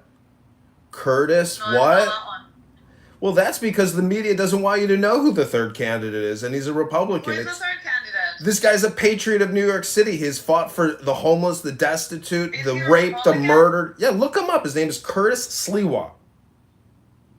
I was looking at the numbers for New York, and it's a pretty close race. I mean, I think that a Republican could take. People are talking about him right now in this room. I mean, I don't know. I've been looking at it. I mean, 100,000 votes is the difference between 1.2 million people that vote. Guys, was Bloomberg was an independent when he ran. Just reminding you. Yeah. And Oh, a billionaire independent. Yeah. You can only. Giuliani ran as independent? No, Republican. Curtis is an amazing guy. I don't know if you guys know his story. El Normo and probably knows his story. Yeah. I know his story. I remember. You're not old enough to remember when he was like first going, the beginning of the what we called vigilante. No one really knew what to call it then, but Guardian Angels were amazing. The Angels, yeah. Yeah. Yeah, he's still at it. He's got those crazy berets. I know. Isn't the beret? It's like his. It's the way he fashioned himself and marketed and branded himself, but it's a shame that he can't become the mayor because he really deserves it. These people, other people, are just infiltrators and liars and frauds. He's like front lines for New York City in his own little, like, vigilante way. He's putting out great political material right now. Call him Batman. Yeah. He is like 1 percentage point lower than Cuomo. He's at 22. Cuomo's at 23. But if Eric Adams endorses him, maybe it'll put him over the top. And the New Yorkers will probably still choose Mamdani, which is the fucking sickest part of the whole thing. Well, Adams is really against Mamdani, so I have a feeling that he might sway a different way. He might go for independent or just say don't vote for him at all. If we can get 100,000 of the Democrats to not vote, then it's a close enough race. James, do you think that Cuomo can get people to just not vote for Mamdani? I don't think he has. I think that Mamdani is so bad that 100,000 people might not show up to vote for him. But the Republicans will vote to vote against him. I don't think so. I think if anyone even says that, like, the Democrats aren't going to turn out, they're just going to, like, turn the vote out. They're just going to show up. Like, this is about, like, battleground. Mamdani is a move to be anti-Trump on the left, right? A big, boisterous immigrant of a multi-ethnic background that could be gay. It doesn't really matter, right? He married his girlfriend off of Reddit. But does that help Wall Street and the rich cats that live on Wall Street? Because he's a communist. That's a big fucking thing that's not going to help him with the Democratic Party. Communists want to take over. James, he's got the AOC effect. AOC endorses him. They have Bernie Sanders. They have so much social media power. I'm telling you, it's like mind control for these people. And once the youth is activated, the rich Democrats on Wall Street that exist that are not going to vote for most of these liberal billionaire socialists will still love him and endorse him because they are so cucked and so brainwashed themselves, and they have so much money. I don't even think they give a fuck anymore. For them, it's all about virtue signaling and doing all this social equity justice warrior and social engineering. They're fucked. Classism. Yeah, there's moderate Dems that are coming out against him. It's not what you think. It's not all the Dems. I do think it's in play. I think it's in play. I work the New York papers. I see the politicians that I recognize faces of. They're working with him. They're not trying to stop him. Only Cuomo and Adams are in their little campaign, and the Post is desperately hoping someone stops him. It looks like he's coming. He's coming like a train. Unless you guys can stop it, it's happening. Abby, you could just look at the cell phone analytics and all the online analytics and do the correlation with all previous elections for historical relevancy. I'm telling you, he's going to win this election. And that's why I'm asking James, at what point do you think the Second Amendment comes into play and political assassinations start taking place in this country? Second Amendment. Yeah, that's a question that I'm obviously never going to answer there. That's a crazy question. Yeah, that's a crazy question. I will tell you that I would take the train up from Philly to go to New York to go to shows and to go shopping. Once he defunds the police, I'm going online for my shoes. Like, and I'll see my theater somewhere else. There's no way would I be comfortable walking around Manhattan at night if he defunds the police. Wait, how is it a crazy question if the patriots of this country killed thousands of British in order to revolt against the tyrannical government? Abby, when do you live in a pile of shit in Philadelphia? You live under a tyrannical government. Yeah, but I won't even entertain or dignify what you're asking. So well, people do ask this question. It's called the Second Amendment, and they want to take your gun rights away.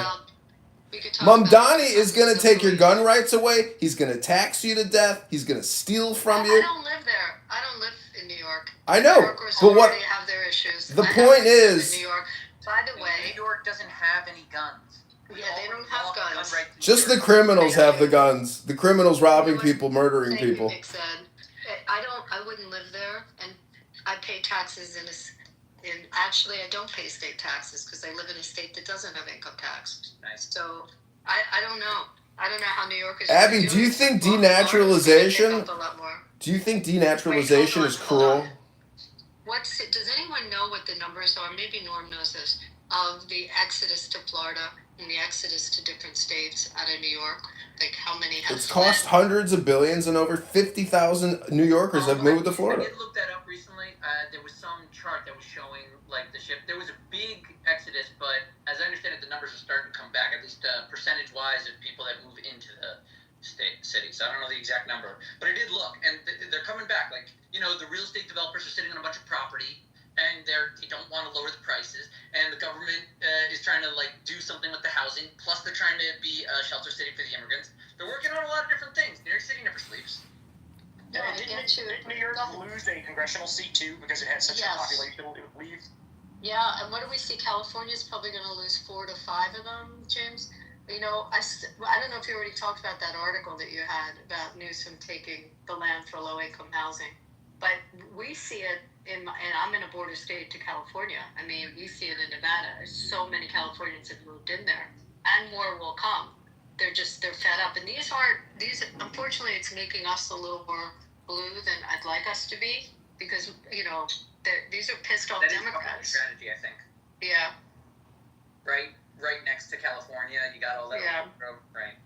But it's pissed off Democrats. It's happening in the northern part. People are leaving San Francisco and going to Tahoe in that area, and people are leaving LA and coming into Vegas. But absolutely, like we were having to build an elementary school like every 8 weeks. That's how many people were coming in. No, it's crazy. 8 weeks. Yeah, it was 5,000 a month. So I'm looking at the Communist Control Act of 1954, and it says Communist front organizations must register, but failure to comply with the registration requirements could result in penalties, including fines and imprisonment. So when do we start arresting communists in America again? We don't. It's against the law. How is it against the law when we have a federal act giving us the legal supremacy to do these things? If Trump doesn't start taking action and his government doesn't start taking action against these political frauds and the political cartels in this country and these sanctuary cities, he's going to bleed them dry by not giving them funding, and that's going to cause incredible chaos. But I say just arrest these motherfuckers. Can't do that. Why not? You arrest them, you charge them, and you cause punishment through the legal procedure. You're a lawyer. You know it's called lawfare punishment. It's also called the First Amendment. Sorry, bud. Yeah, they have a right to be communists. There may be some type of legal argument to say that they can't organize a communist type of red revolt against the sitting government in an intention to destroy it. That you could argue, but just them being communists is not illegal. I know, but putting them through lawfare and dragging them into court is the punishment. Don't do that. That's called vexatious and frivolous. That doesn't happen every day of the week in this country? It's called abuse of process, and you don't do that. You don't do that. Oh, sure. So what about Trump and Russiagate and the never-ending legal problems they did against Trump? John, I understand what your point is, but we're better than them. We believe in the Republic. They do not believe in the John. This is the exact difference between the left and the right. The right does have their sense of boundaries, which they, through self-control and maturity, do not cross.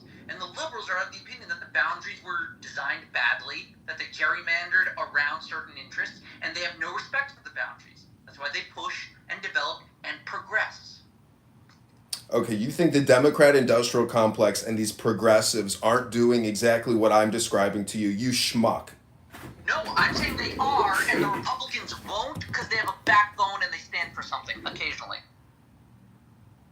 Oh, really? Well, I've met a lot of Republicans. They got no backbone. They're a bunch of liars, and they themselves are a bunch of frauds. If they started organizing to start killing us, we would not organize to kill them back. We would organize to arrest them and then hold them into justice. We want them inside the Republic system of justice. Outside, it doesn't work for them. And that's why you'll lose.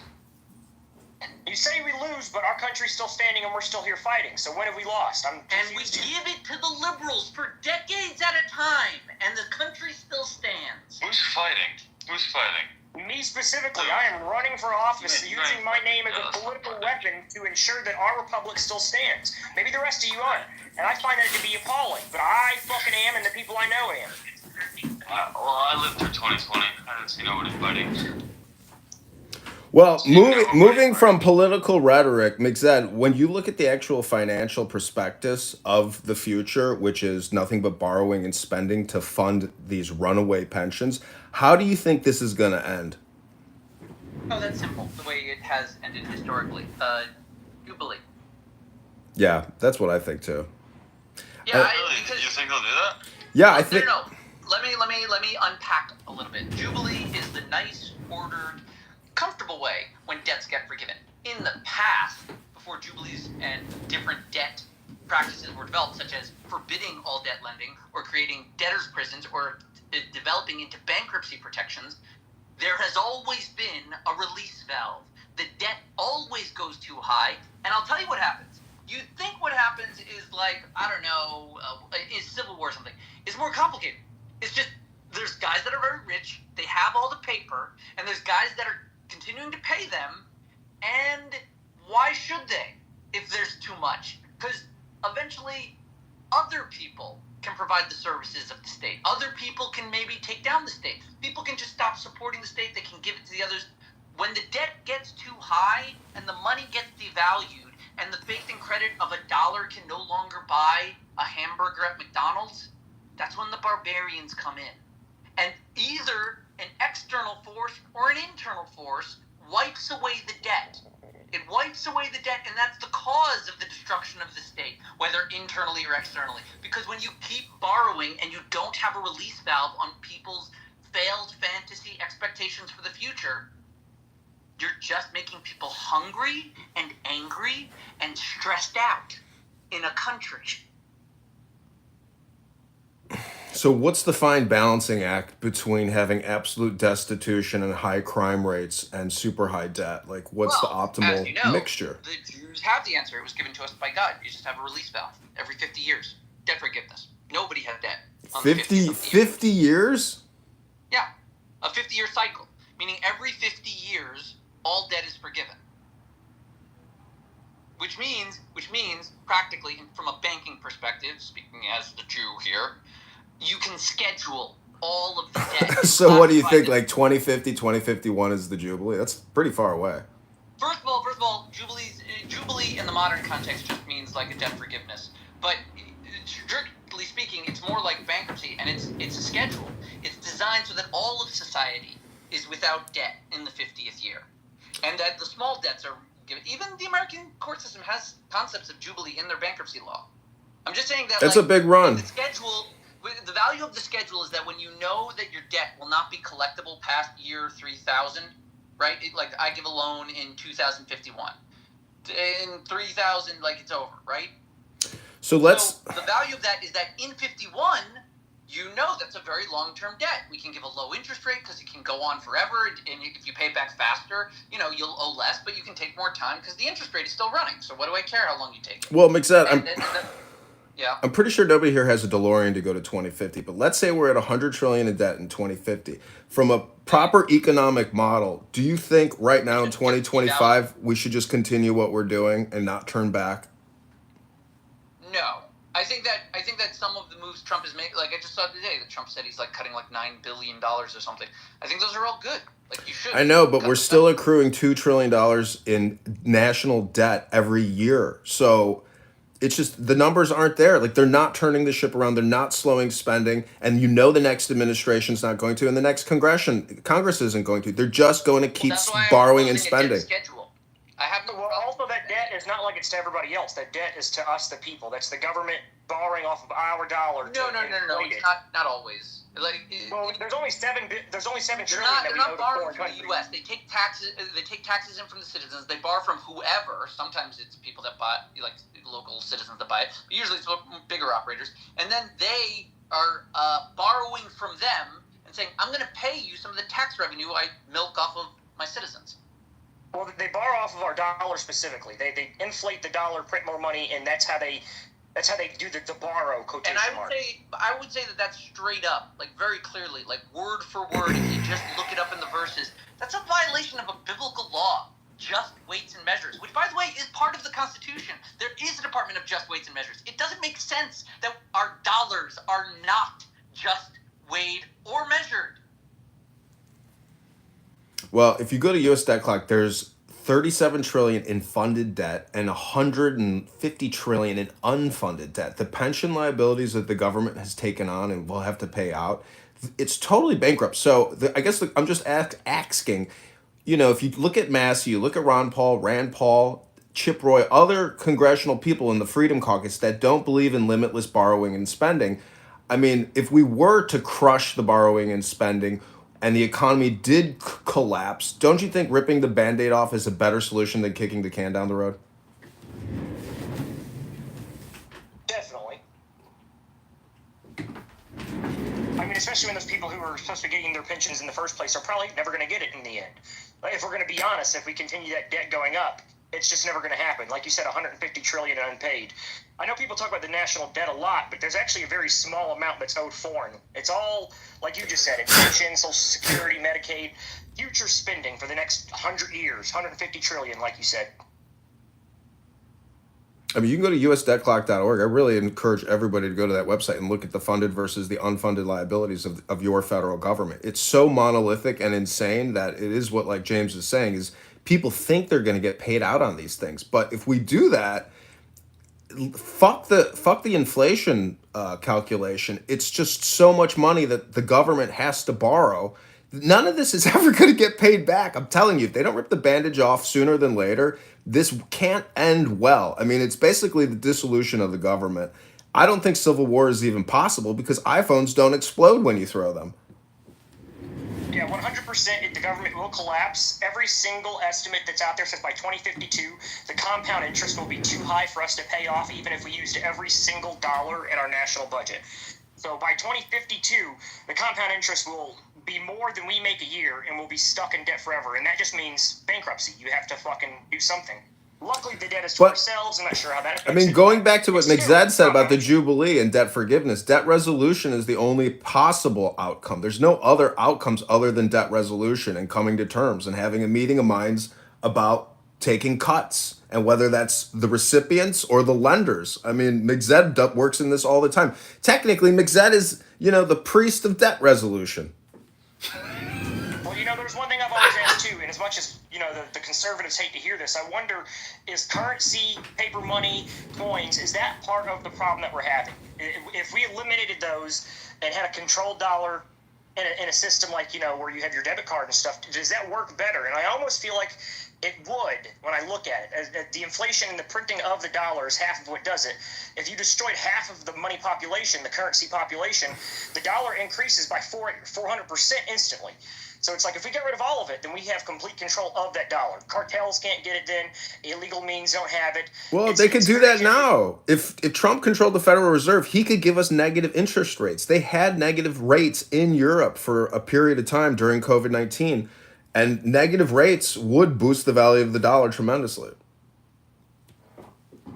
Yeah, I mean, it makes me wonder, do we need paper money and currency out there still? I understand, that would make us dependent on the electrical system.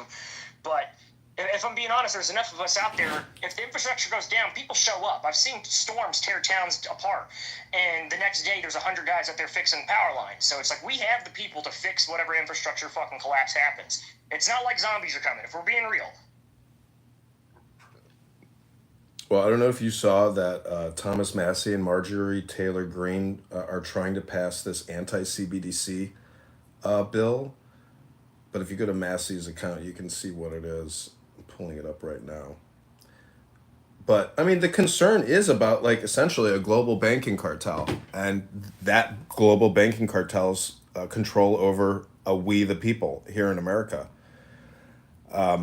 I don't know. It's a very European American world. I mean, it's the Western world. And, the banking cartels control every facet of life. I mean, McZed has left, but if you take out loans and you don't pay them back, welcome to a new life of living with lawyers and judges up your ass.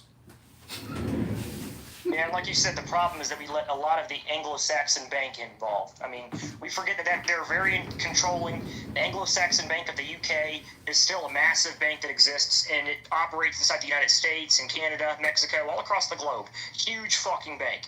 We need to stop being friends with Europe. We need to remember that Europe is our oldest enemies. The first war we fought was with the UK. There's no reason they should be our fucking friends.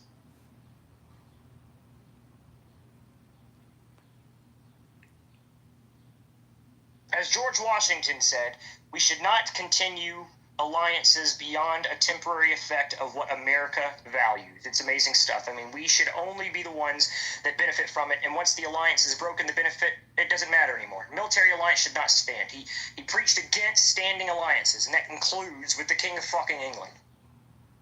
Most explicitly, the King of fucking England. In America, there are 42 million food stamp recipients.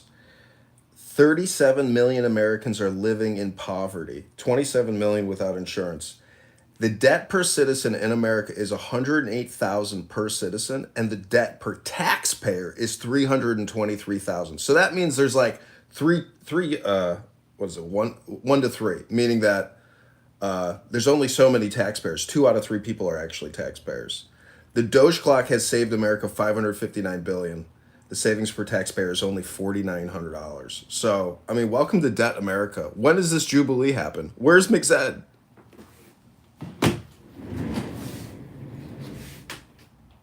Well, when you realize the people that are complaining about the debt up top, the reason they're not panicking is because they control the debt. The government is the one that's taking the debt out on us. It's our dollar, our value, us as the citizens that the borrower gets. When you look at like the bonds and the things that they make up, the AAA plus bonds that they use as the debt borrowing, that's our bank accounts that they put into these bonds and leverage off as fucking loans to the government. So it's not just your taxes they take, but they are very literally taking your bank account funds and using those as leverage for funds to get from central banks. It's crazy fucking shit. It's why the banking, it's why the housing market collapsed back in 2008, because they didn't have regulations on contracts then. You could just write whatever the fuck you wanted and have them sign. They didn't have credit checks either. Okay, I want to cap off this comedy cake by saying that none of this would have been possible without women, Jews, and black people. I think that's how every conversation in this house ends. Am I right, Issa? And where is Pepe?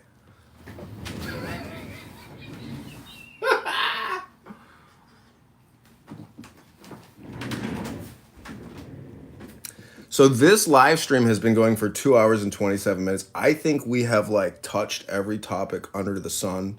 For me, it's all about having this conversation about a million different things under the sun. But let's admit it, that this is all just content and entertainment and comedy. Are you not entertained? I think I used the wrong accent, actually. That's a fucking Spartan accent I'm supposed to use there. I used a British one. Close enough. Russell Crowe's fucking British. So, Caleb, who won at Topgolf? Were you the high scorer?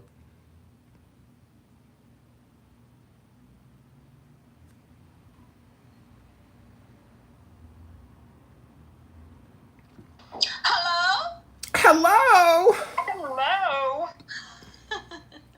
Issa, I'm telling you, you bring together the biggest bang rooms. You know, it's a lot of fun in your rooms, and I love recording No, it. I think that the beat rooms are more fun. Well, although they only focus on one. You saw my example of how they all just shitpile each other and they argue over terms with Andrew about, you know, ridiculous. It's English. It's English class. I'll tell you what, my rooms are like a shelter. Like when people get tired of the other rooms, they just come here, hang out for a little bit, then they go again. It's like a shelter. A decompression room, I guess. Sometimes, because sometimes it's very stressful when we have a lot of stupid people. Yeah, you were talking about content a minute ago, Congressman John there. And the worst content I think that exists on this app is the semantics content of arguing what a word fucking means. Yeah. Semantics. Well, that's why I say this is like an ESL training platform for international and non-native English speakers. And they want to talk about words and what are the definition of those words. Or they want to say, I know what that word means, but I'm not going to tell you what that word means. It's an insane asylum This is like people digitally sheltered.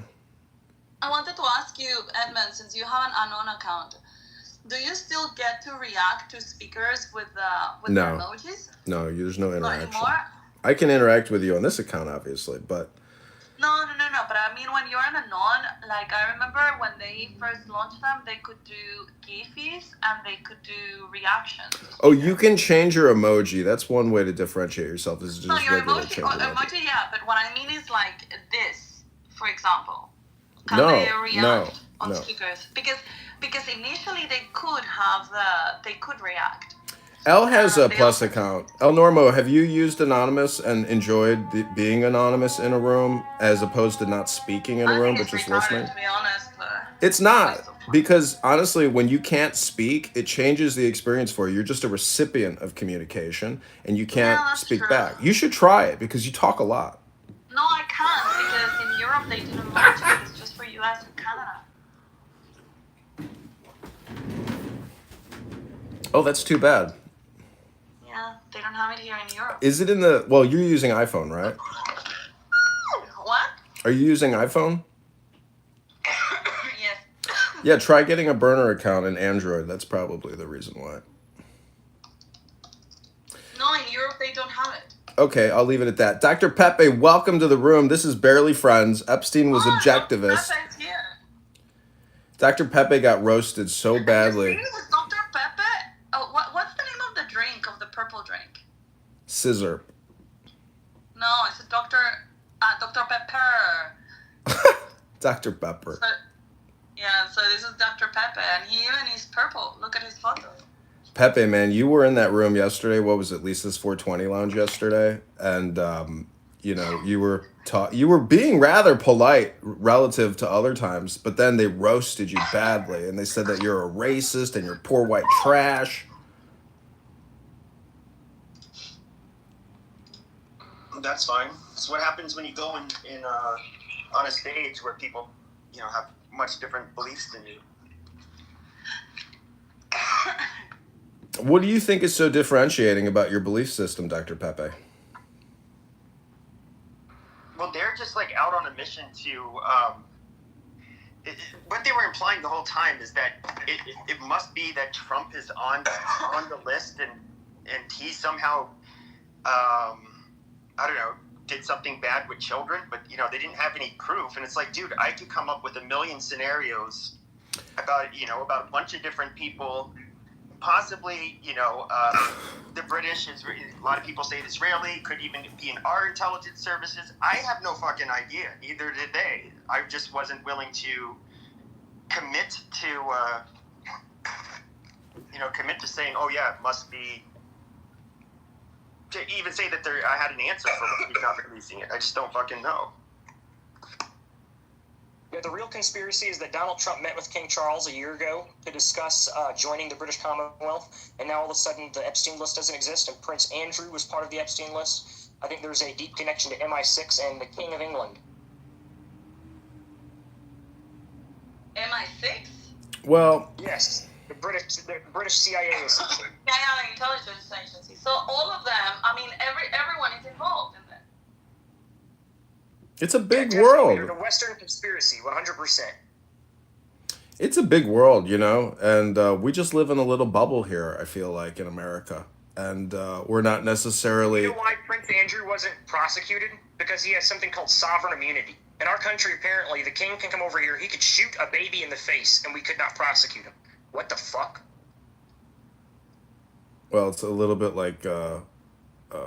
ambassadors. I mean, they get their special little license plates and immunity. Well, an ambassador doesn't get its sovereign immunity necessarily. Sovereign immunity is reserved for like the heads of state, so presidents. But you can get diplomatic immunity even if you're not a diplomat. But if you commit a crime, like I don't know, like in Japan, for instance, there was a guy who I believe he beat the shit out of his wife, and he did just egregious shit. And Canada wanted to prosecute. Japan said, yeah, go ahead. We're looking at this immunity. You can do it. Well, there is a difference in diplomatic immunity and, again, sovereign immunity, which we have in our law specifically. So we have a specific clause called sovereign immunity.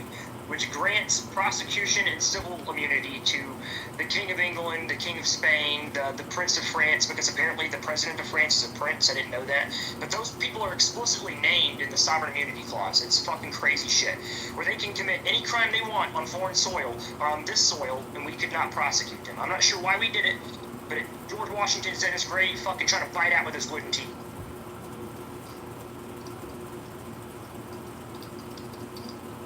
And that's why Prince Andrew can't be charged. He can be on tape raping 100 girls, and they said that he has immunity because of sovereign immunity. That's why he specifically is allowed to just walk around. Crazy fucking shit. Because he's a prince. It's like, why do we have royal recognition? We're the land of the free republic. We should not recognize the royals in any matter of leadership at all. They should be completely disregarded and treated as regular citizens in every single way.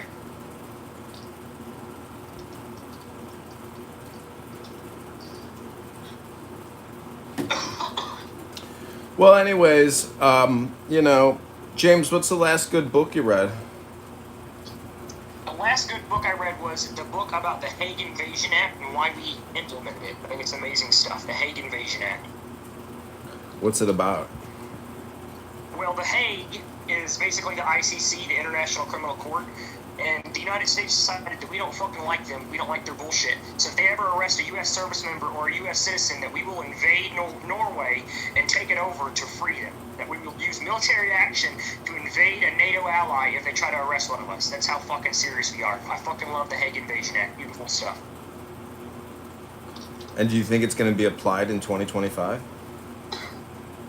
I think that it is still in the books, and they don't arrest U.S. service members or people like Bibi Netanyahu because that act specifically. There's a reason Bibi was not arrested for his ICC warrant, and it's because of the Hague Invasion Act. Look it up. I'm telling you information. It's good stuff. It's amazing stuff. Fascinating. So, Dr. Peepee, what's the last good book you read? You ask me this question like all the fucking time, dude. Shut up. So what are you going to do today, Dr. Peepee? What's on your to-do list?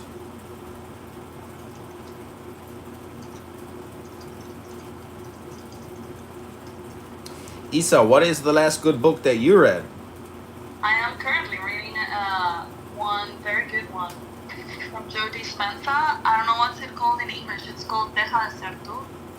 I think it's like stop being who you are. I don't Google what it's called. El Normo, what is the last good book that you read? It's called Breaking the Habit of Being Yourself. That's what it's called. James, how much more do you think Russia can take until they finally decide to detonate a nuclear bomb? I don't think they have functional nuclear bombs. What? Are you fucking shitting me? It hasn't been observed since the 60s on the surface, and they say they do it underground, and Pakistan says the same things. I think there's a lack of evidence that they have active ability to make the nuclear bombs and use them underground. Or at least weaponize them on missiles. Wow, dude, I think you're way off on that one. I think the lack of evidence comes from their lack of using it, to be honest with you. Well, you know, who am I? I'm just a loser on a social audio chat app, chit-chatting. You might know a little more than I do. We have the MOAB, we have nukes, we drop both. We will drop them. We have no problem because they're functional. We can prove they're functional by dropping them. If they really, I understand the Tazar bomb, whatever the fuck they call it, back in like the 60s, 70s, 80s, whatever the hell it was. That's the last known massive nuclear test they've done above ground. All the other ones are underground. It's called the Tsar Bomba. The Tsar Bomba. But that's the last one they've done like above ground. Everything else is underground. Post USSR, we haven't seen Russia actually do a nuclear test above ground. So I just doubt that they have the actual capability. Well, if there was one secret that the former Soviet Empire would want to maintain, it would be their nuclear power. Don't you agree? It would be true if the nuclear power was inside of Russian territory. It wasn't. It was in Ukrainian territory. It was in Kazakhstan, the one that Borat pretends he's from. Most of the nuclear arsenal that Russia even continues to have today, except for being up there in that giant graveyard, is in Kazakhstan currently. they have the operational ownership of their missile silos, but I don't think they're operational. Just like 6-7 months ago, we saw where Russia had to invade Kazakhstan because they apparently had a coup. James. And they had to come in and quell the coup. James, I hate to break it to you, but you do realize that Russians and their IQ with regards to math and science is very high. If you think that they're not fully invested in having a powerful arsenal of nuclear weapons, I think you might not appreciate just how intelligent the total IQ of Russia really is. IQ is a wonderful thing. The lack of infrastructure and ability to create that IQ into something tangible is different. What do you think they spend all their fucking hundreds of billions of dollars in revenue from all their oil and gas? What do you think they spend it on? Doing in Africa? Wagner's trying to secure uranium deposits in Africa, and we kill them all the time for it. We ensure that their uranium deposits are either protected, they're taken away, we find out where they're doing it at, and we ensure that we take it over every single time. They use Wagner for whatever reason, but we've killed them over 30-40 times, taking over their sites that they have to stop their ability to harvest nuclear material. And now there's places in like the Middle East that also do it, but I doubt that places like Turkey are going to give nuclear material to Russia. Dude, have you seen how big Russia is? You think they can't harvest uranium on their own fucking soil? I think if they were, we would see evidence of it through satellite photos. Siberia is not being harvested out. That's just a fact. It's still just a fucking wasteland. There's occasionally. Listen, my point is, Trump is sending more weapons. I don't know. Did you see the interaction, the difference between Hegseth and the director of the CIA when Trump announced that they're sending Patriot batteries and more weapon systems over there? The CIA director was very relieved to hear that. So I'm just asking you, as we the taxpayers, we the voters, we the debt slaves of this country, how much war is too much war for America? When does the never-ending war end? I mean, if it shifts from Iraq to Afghanistan, from Afghanistan to Ukraine, you know, how much is too much war for we the people of America? Yeah, as long as we have a volunteer military service, then no war is too much war. We will continue war forever as long as we have that system. People volunteer for a reason, for war. And we have the strongest standing national military because of that exact thing, for war. So there is no such thing as an end of war that we're going to accept. I think that America intends to continue war forever and ever as long as there is an enemy to combat.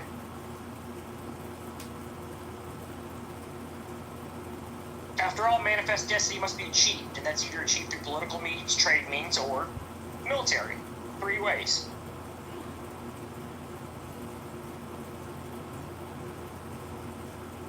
Yes, I do believe deeply in manifest destiny.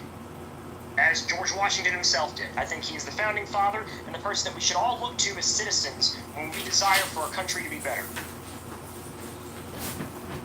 Listen, I'm kind of a devil's advocate. I believe that there's not a speck of dust out of place in the whole universe, so that means that like perpetual war is most likely the optimal situational, awareness. Otherwise, you get caught with your pants down. So thanks for answering all my questions, and I hope everybody in this room, has a great day. Health, wealth, love, peace of mind, happiness, and strength to you all. And, strength and courage, peace and strength. And I hope everybody here, has a great day. Yeah, as long as the bandits exist right outside the campfire's light, then we're always going to need, spears to fight them off, period.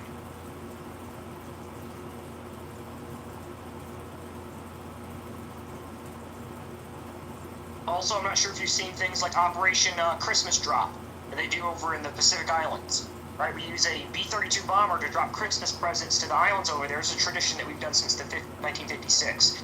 So we use weapons of war for something good. It's amazing. We drop medical equipment. Our enemies, as much as they threaten us, they do help us advance into a way that we can help ourselves better, stay protected from them and the world itself, and make the world a better place. It's good stuff. There's a reason we have these airplanes. They're not just for war.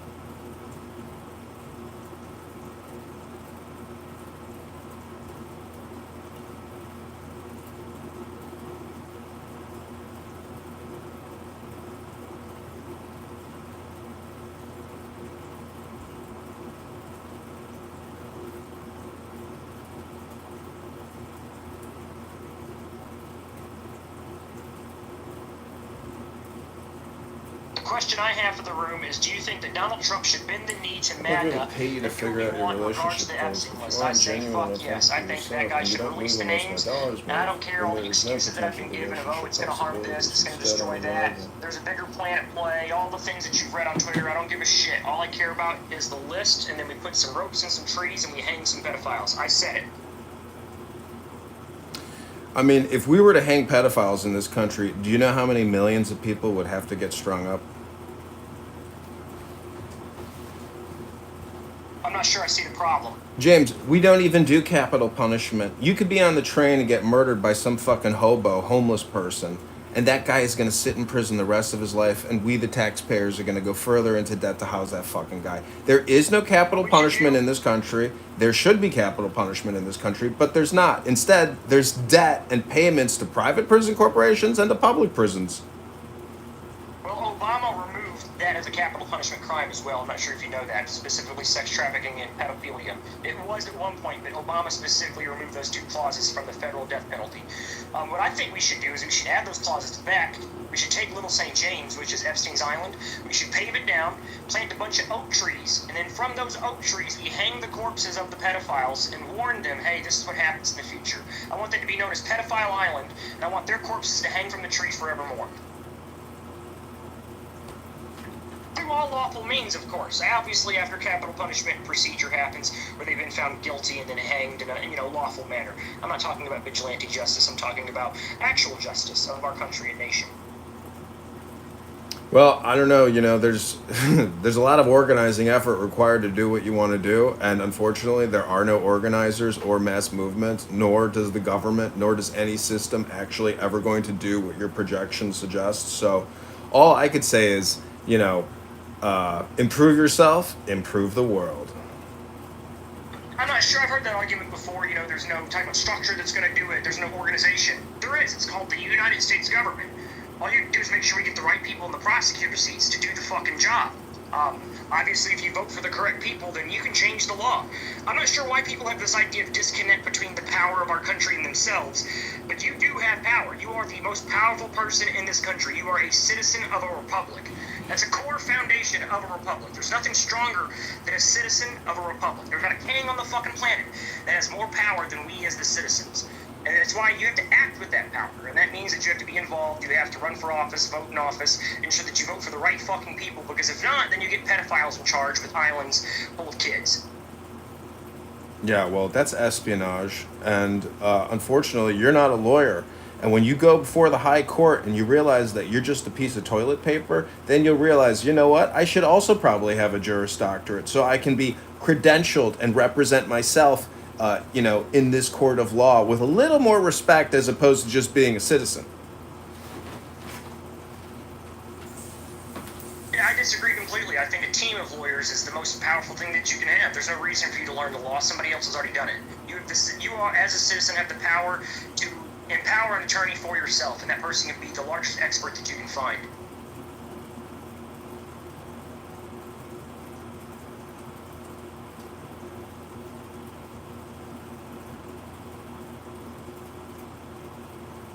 I do think it's important that we remember that, specifically as citizens of a republic, that you are the most powerful people in the entire planet. Every king's come here to beg for our guidance, for our approval on things. They come here and beg the citizens of this republic for everything that happens in the planet. There's nothing more powerful than you as a citizen. That word, citizen. Don't let them take it away from you and make it mean nothing. It's not a person that exists in the world. It is a structure of this republic. It is an official government position, a citizen. So, James, how do we, the people, limit lobbyists from essentially padding the pockets of every congressperson so they keep passing omnibuses and sending us $2 trillion a year further into debt? I would say the easiest way to do that would be to ban lobbying completely, remove all the money from it, and allocate money inside of a federal system that is given to each candidate, and only you're allowed to spend that money. $20,000, here you go, you're a candidate, this is what you can spend, and you're not allowed to spend more, you're not allowed to take donations, you're not allowed to get paid. You have this set amount of money that the government is giving you to run for Congress, run for Senate, run for president, and that's the way it should work. It should not be allowed that unlimited money, because then you get the pedophiles who have illegal money funds that come in, and then they run the country. how is that a true republic then if you're going to limit people from being free to spend their money how they want to spend it? I'm not sure why you think that's something that's part of a republic. Well, it seems pretty free to me if you're allowed to freely spend your money however you want to do it if it's to buy political. You're allowed. Yeah, nobody has said anything about banning political PACs or organizations that operate outside of a candidacy. I'm specifically talking about the money that a candidate gets for his funds. That there should be a limit on that specifically. There is limits on that specifically for each donor. But what I'm talking about is that the political candidate should be given funds by the government, and only they can use those funds to function their campaign. Now, if other political PACs outside want to take money and do extra political stuff, that is completely okay. You want taxpayers to fund the candidacies? Yes, 100%. I think as a republic, that's probably the most important thing, is that we get the best candidates funded, and that every candidate is funded to be able to do it. You want representation, then we need to make sure we fund representation. Well, I just find it a little crazy that we taxpayers would go to work to fund the campaigns of political, candidates, and then how do you determine who gets the funding, from the taxpayer pool? Yeah, there's a thing called party selection. I'm not sure if you realize it, but each state has something called party selection. They also have something called where you get, if you want to run as an independent, you have to collect an X amount of signatures. If you collect 500,000 signatures, I think that you've earned the right to run for an office. Yeah, 100%. Well, James, do you think there's a speck of dust out of place in the whole universe? I'm not sure the question and the meaning of the context.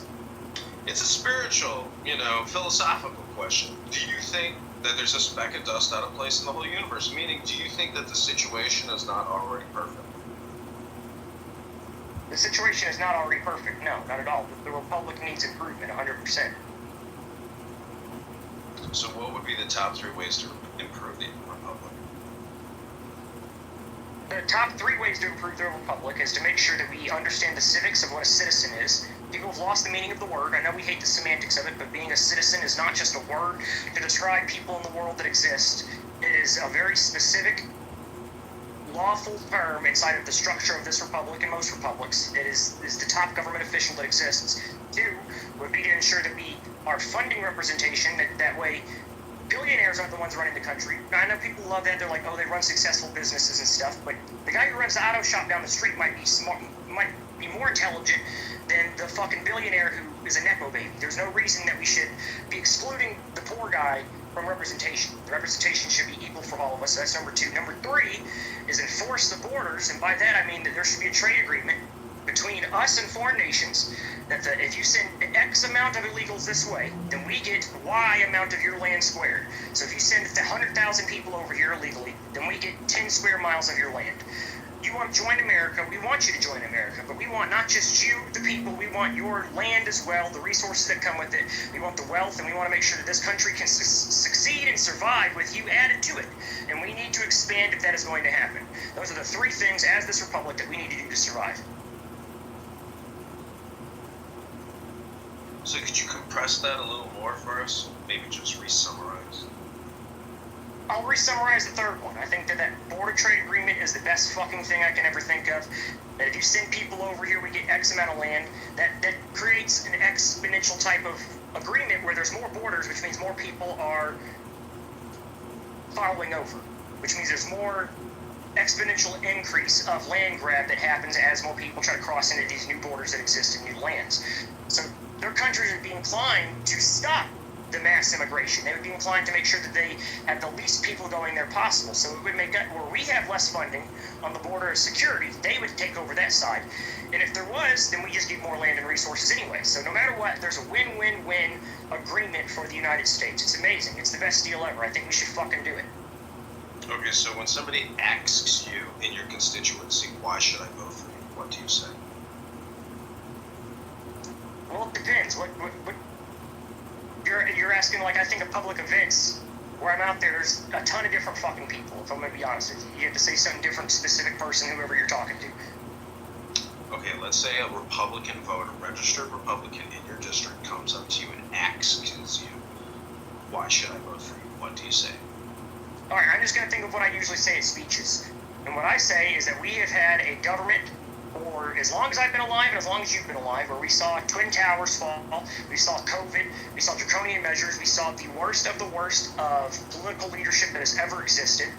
And then if we want to continue down that road of failure, then vote for somebody else. But if we want to try to turn that around, if we want to make sure that we correct this path and we are on the right path for this republic to stand for the next 1,000 years, then we need people that are fighters for this position. And I am a fighter. I have been here fighting the whole time. I use my name as a fucking weapon.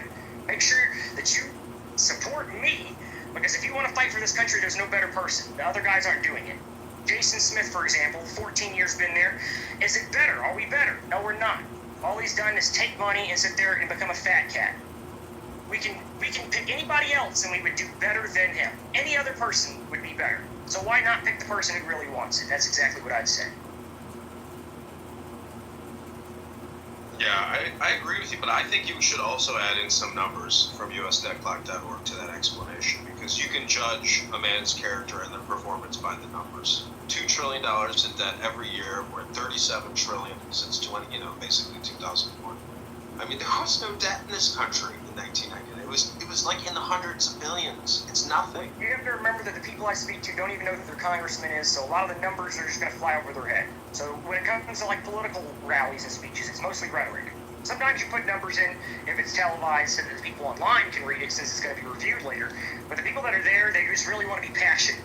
They want to be filled with energy.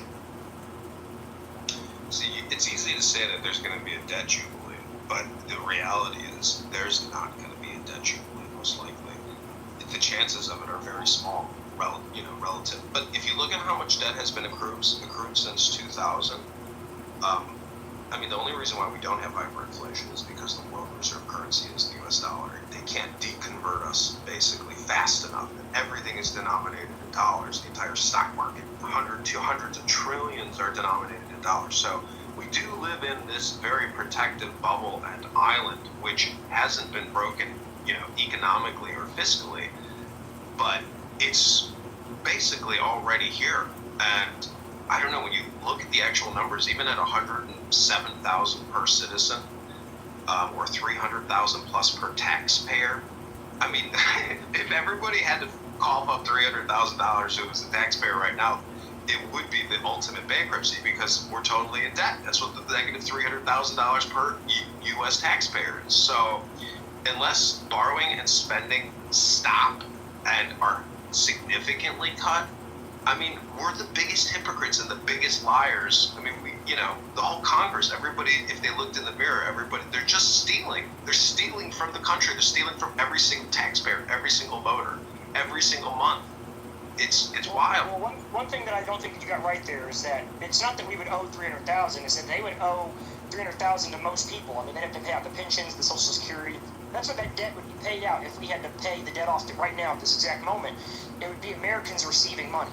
They'd be receiving pension payments. They would be receiving Social Security payments.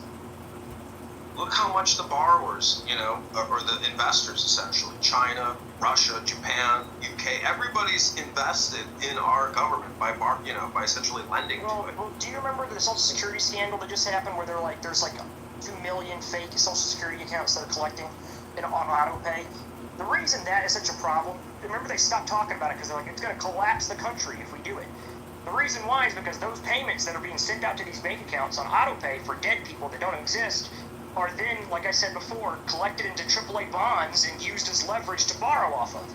So they, like you said, have stolen from us. They put it in fake accounts and then use that money to borrow so that they can screw me and you over off of our dollar. It's fucking bullshit. That's why I love Elon. Thank you for Elon. Medicare, Medicaid fraud is $100 billion a year, and that's providers doing fraudulent billing. $100 billion a year over 25 years. That's $2.5 trillion fucking dollars. That's a lot of fraud. Well, if you look at Medicaid fraud, nursing home fraud, Social Security fraud, and all the other frauds that are combined, $1 trillion a year is stolen. That's 1/6 of our total U.S. national budget is literally stolen in fraud. Not taken and misspent. Stolen. Stolen away. Enough to fund entire countries. There's countries that have less than $1 trillion spending that we're funding criminal enterprises with. It's crazy fucking shit. And then they say stuff like, oh, but if we get rid of the fraud, hospitals will collapse. I'm like, why do these hospitals depend on the fucking fraud? I'm confused. Why are they so dependent on fraud payments to exist? It's funny, everybody keeps talking about these rural hospitals, how they're going to shut down and people are going to die. That means that they were only operating because of federal funding, Medicare, Medicaid. Without the free money, they don't even run profitably. So, essentially, they're committing fraud. Yeah, they were existing on fraud. And I'm not sure fraud is a good excuse to be like, oh, we need hospitals up. We can figure out a different way to fund it. If you stop fucking robbing us, we can pay higher personal property tax and fund it that way. So what do you think about the xenophobia essentially being projected on we, the American people, with regards to ICE and alien raids, and even doing, roundup and capture with what they call accessory or wrong place, wrong time people who are not on the lists to be rounded up? I mean, do you think the U.S. should suspend habeas corpus, deploy the National Guard in every state, and literally expunge and expel every single illegal alien who's here illegally? As long as they look Muslim. As long as they look Muslim. No, move them out specifically. No, I'm just joking. That's a joke. No, but I do not think that we should be sending the National Guard and suspending habeas corpus. I think there's no reason to do that. There's nothing in the law that says that the illegal immigrants have to wait inside the United States for due process. Every single thing that exists says that they can exist in their home country and get their due process through the U.S. Embassy. It's also important to notice that if you charge into a U.S. Embassy, that's U.S. soil, you're trespassing. You'll be kicked the fuck out. There's no reason or right that you have to stay. And there's no difference in a U.S. Embassy and our border. So you crossing the border or you running into a U.S. Embassy, you're not going to be allowed to stay. There's nothing in law that says you should. But again, my immigration plan, I want you to be a citizen. I want you to join. I want you to be part of our country. Manifest destiny means that we need you and we need your fucking land. We need all your resources and we need you to be part of this republic. So if you really want to join America, then make sure you support that idea. We're going to trade you for land and we're going to bring it all in. It's going to be beautiful. Beautiful. Mexico will be part of America. So Issa, when you say that Epstein was objectivist, do you mean that he was not subjectivist and therefore he was more of a materialist as opposed to like I don't know, I just was trying to insult Simon. I mean, why do people even say the word objectivist, subjectivist? Like, it's object, subject. One is essentially words and the other one is material objects. Am I wrong in that analysis? No, it's just a philosophy. It's not about objectivity. It's about objectivism. It's different. But you don't think objectivism is essentially materialists? Meaning that they're not hoping, philosophy or books and cultural conditioning. They believe they're basically atheists, which is what Simon was. Yeah, I would agree with you, John. Your description is pretty apt. They're essentially Issa, why she can't grasp that concept? Because she's a woman, John, of course. It's too complex. She just cares about handbags and finding a good husband. And finding a good husband. That's good. That's right.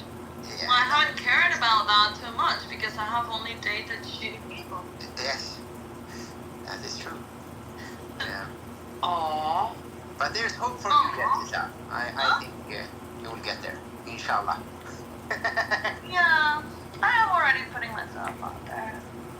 Going out with a lawyer tomorrow. Oh, fantastic! What? Is he Swiss? Yeah, a Swiss lawyer, yeah. Oh, now congratulations. I hope so. I hope you're dating a lawyer and you're not like bringing him to sue boyfriends that reject you. Issa, are you like a dominant person or you like? No, I'm not.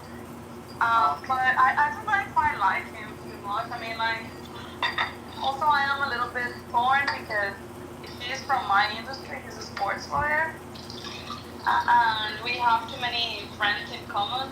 I met him like 2 years ago, actually, in Bucharest. And I met him, and then, well, yeah, I don't know, like, I connected with him, but I was thinking more like professionally. Yeah, but lately we reconnected and he's been asking me out and yeah. So, but I think it's good, Isa, to put yourself out there. If worst comes to worst, at least you have exactly. Like I am not going with like any like super intention. You know, I don't feel like that amazing chemistry, but I mean, like why not? You know.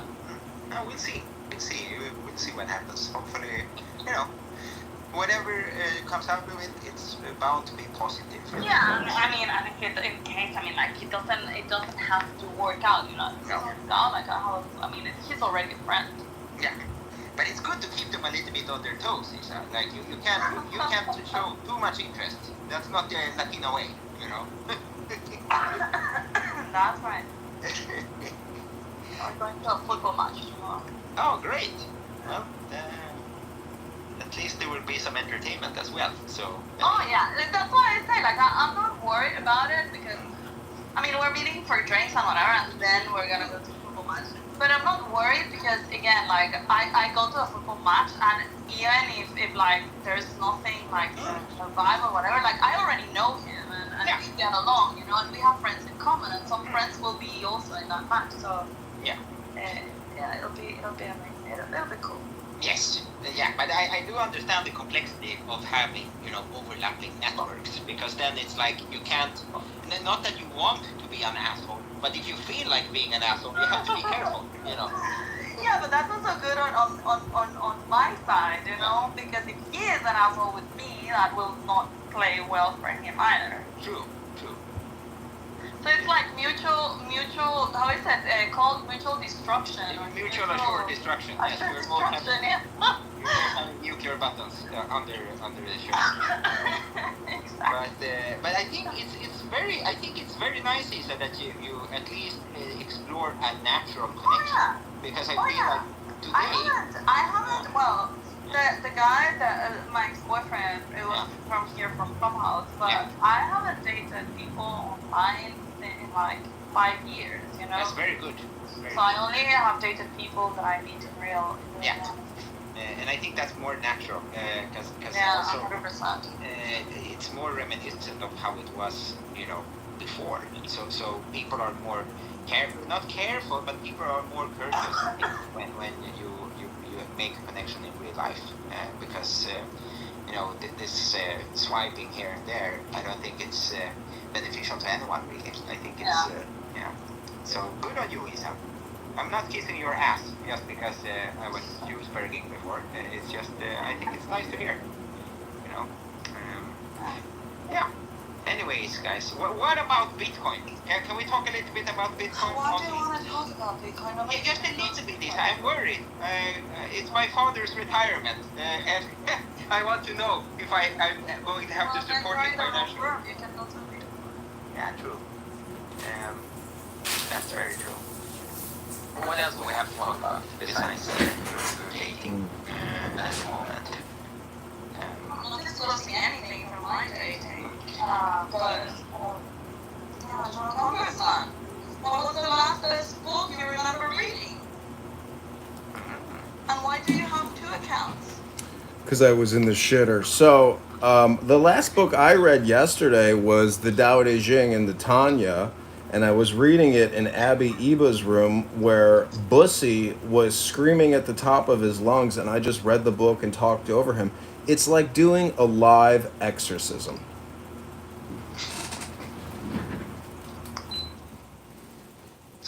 So I want to read something to you from a girl that I took out on a date. I wonder if you'll tell me if you think it's interesting or not. She wrote, "Good morning. Before we move forward, I just want to be upfront. I've been thinking about what I'm really looking for. And while I wouldn't call myself a sugar baby, I do appreciate a partner who's financially generous and stable. Some might call that gold digging, but I see it as knowing my standards. Just wanted to be real so we're not wasting each other's time. What do you think?" I wrote, "So you are a sugar baby, but not a sugar baby, check mark." Well, I'm not a sugar baby. I am hoping to get married one day. I'm dating with intention and seeing what my options are right now. I have certain things I'm looking for, yes, but it depends on the person, our vibe, and long-term life goals. I wrote, I'm not going to pay you to figure out your relationship goals. If you aren't genuine and authentically yourself, and you don't move unless my dollars move, then there is no potential relationship possibilities. It's dead on arrival. She wrote, that's okay. This is me being authentic. I like what I like and don't want to waste anyone's time. If that changes your thoughts about me, no worries. And good luck with whatever you end up doing in life. Heart emoji. P.S. You were technically my second kiss ever, so thanks. Regardless, you seem cool, so I'm sure you'll find someone more aligned with you. I wrote, good luck. I'm sure you will find the one you are looking for, but I doubt it will last. It's not a solid rock. It's based on flawed logic and wisdom. Your approach has no intelligence in it. I said, you are motivated by money, not wisdom. She wrote, thank you for your input. Wow. You notice how her response, where she's dating with intention. That's such a robotic, fucking, like, scripted response. That's a crazy thing to hear from a human being. I know. That sounds very much like ChatGPT wrote it for her. So like, Yeah, that's pretty interesting. Yes. It sounded a lot like women speak like that. They're programmed by the internet, so they all, like, have a hive mind group speak type ideology. Yeah. Just look at Sabrina Carpenter. All of a sudden, they're all fans. Look at that Labubu shit. What the fuck's a Labubu? I don't know, but all the fucking women love this Labubu now. It's like, holy fuck, there's a chip in their brain that just gets flipped and immediately. It's an instant. You're here but nothing one day, and then the next day it's all they talk about. You're like, what the fuck happened? Alex. But that's also a huge white pill, actually, James, because what it shows us is that women in general, they're just going to go with whatever is the current thing. So if tomorrow America became like a staunch theocracy where like women were they essentially handmaidens tale, they would just adapt because they're just going to go along with whatever everyone else tells them to do. So it means they are very, very interchangeable. They have very wafty morals, right? They can switch from one day to another, dependent on like how many people at the time currently share those values. So it's all about just surviving. And in this current era, where the culture has been pretty much destroyed, and it's just money and fucking materialism, then of course that's what they're going to do. But if for some reason magically tomorrow we were all going to church and everyone was just respecting their husbands, they would compete to kind of see which one would have the highest virtue in being submissive towards their husbands. So it's all changing all the time. So that's why you shouldn't judge them too harshly, right? So I think sounds bad, but actually pretty good. It's all up to us really to change it then. Well, I don't think you can change it, Alex. The only thing you can change is yourself. And I agree with you. You shouldn't even judge it, to tell you the truth. It's not even about harsh judgments or soft judgments. It's about non-judgment, meaning that it's more comedy than anything else, that people are so stupid and frivolous and materialistic, because that's also temporal and it's just not intelligent.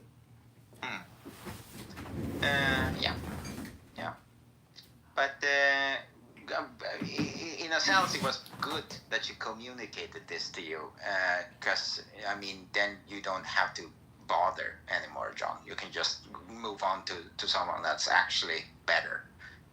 So we'll see. But it's also hard today, at least from what I understand, because I'm in a committed relationship about to head into marriage, and it seems rough out there. Especially now, again, with social media, every woman essentially getting validation or gaslighting themselves into thinking that they are catches, all of them. There's no one with a realistic, sense of what they actually deserve currently, So we'll see how that works out. A young pretty girl in her early 20s who doesn't want to work is essentially a parasite. And they're looking, for a host, and that's what a sugar baby is. It's a parasite looking for a host. Yeah. Yeah. But again, she's just maximizing, what has been given to her. She hasn't earned it. It's just by virtue of luck, really, that she's in this position. And she's trying to leverage that the best way she can at the moment before she becomes too old and too ugly to actually do anything about it, right? I mean, we can say that, yeah, it's immoral, it's disgusting, I wouldn't do that. But in all honesty, we don't know because we aren't in that position. However, what really grinds my gears here, John, is it's the force. It's the force that think they deserve a supermodel husband with a horse dick and that buys her fucking round trips around the world. That to me is delusional, and I don't understand where it comes from. This sentiment that they deserve everything they would ever want without having to work for it. Even also because they don't even have something to leverage. That's to me. That's I don't know. It's crazy. It's like a trans person, but it's you know, they're not going to do anything about it. They're not even going to put on makeup. So yeah, that to me is it really grinds my gears. Really, from the little I understand of this, the current dynamics of the sexual marketplace.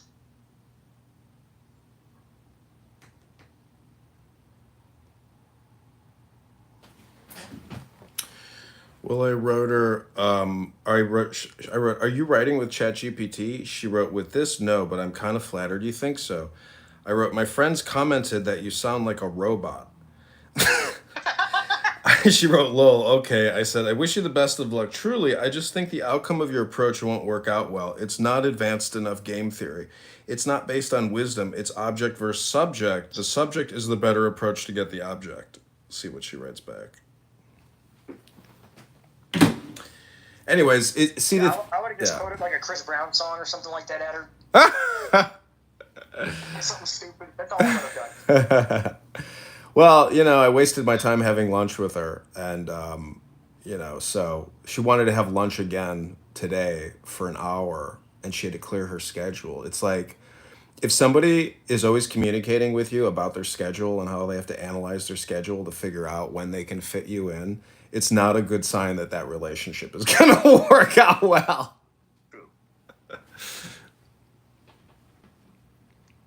Oh, Mike Moon. Did you at least have interesting conversation with her, John, or was it just, you know, run up? Yeah, we had an interesting conversation. I mean, it was actually, I could tell she had terrific or tremendous anxiety. And she kept talking about how much she hates her parents and how she has no communication with them anymore because they're the worst people on the planet. But anyways, you know, this is what dating life is like. To me, it's actually like coming on Clown House and you're actually acting as a therapist in a way for people to do their talk therapy with you. And I'm more than happy to facilitate that role if you're very pretty to look at. I could care less how intelligent you truly are. I mean, if you're pretty to look at, that's like 99% of the reason why I'm there, even communicating with you. But Mike Moon down there in the audience, I came across your PTR on X. I think it was your account, actually, but just randomly came across it somehow, Mike Moon. But anyways, yeah, see, the thing about relationships and dating is it's really, if everything is a mirror, you know, and if you hate yourself or you love yourself, everybody is just like a reflection of your own inner workings. And then you meet, and if you're at peace and you have strength and you're content and happy, and you meet people that have no contentment, it's just interesting being, you know, the therapeutic mirror for that person who is highly stressed to their core and they have no real wisdom or philosophy to rely on because they've spent their whole life looking at TikTok and Instagram videos and they've never actually spent an hour a day reading a book for many years. Or it's the lack of education, which is the biggest fundamental problem in reality. That's my opinion.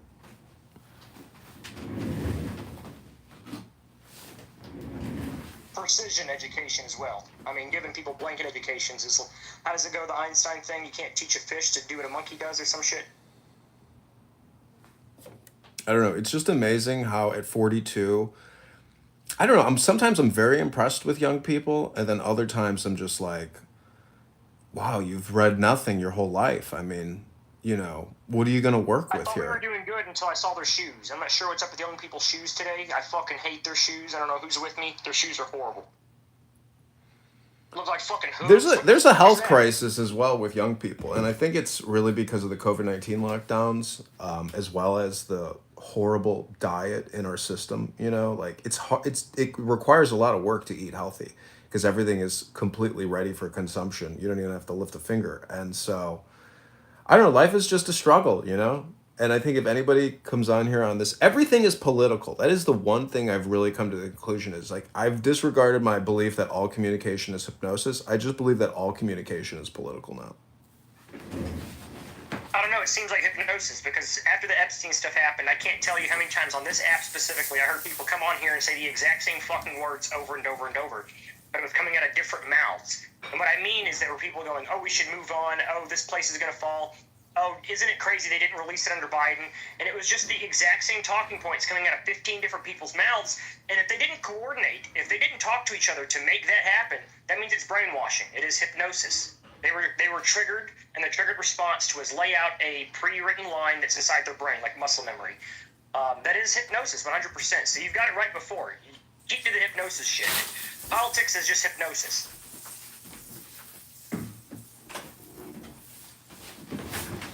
Again, the trigger words or the trigger signs or whatever it is. It's the same thing like a dog. You tell a dog to sit and you hold your hand up. Inside that dog's brain is a muscle, and that muscle remembers those words and the action that's needed. So it sits. It doesn't even think about it. It just sits. That's called conditioning. It's called brainwashing.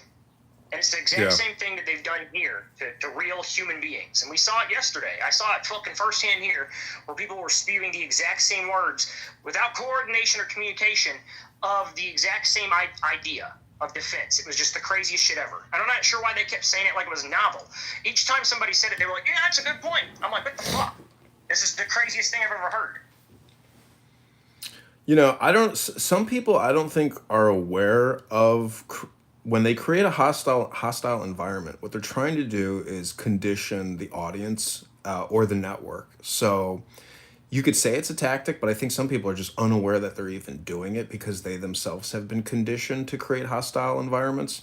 So with enough philosophy and intelligence, it's much easier to control an environment with peace and wisdom as opposed to, malignant behavior and malignant communication.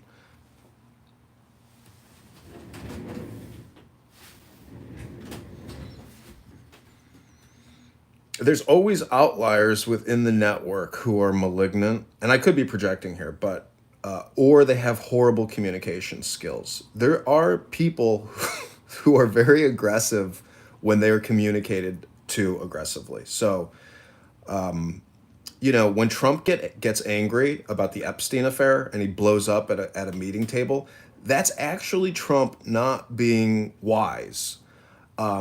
And it is the Streisand effect. Like, if you want something to go away, do not talk about it. Stop injecting it back into the public discourse. So in many ways, Trump is not a fully matured president.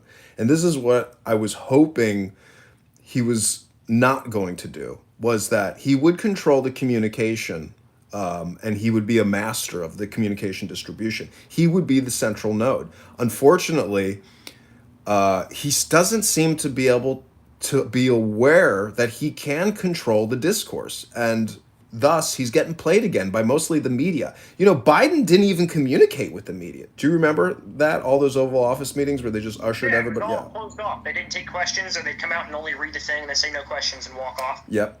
And they didn't have to do that, but they allowed the president to get away with that. And Trump should just do the same fucking thing. He doesn't have, he doesn't have dementia, but he can still control the words that come out of his fucking mouth, and he doesn't. Well, that's like, I've been trying to tell people, it's not the list that's damaged Trump. Nobody thinks Trump's on the list. Nobody thinks he's protected him.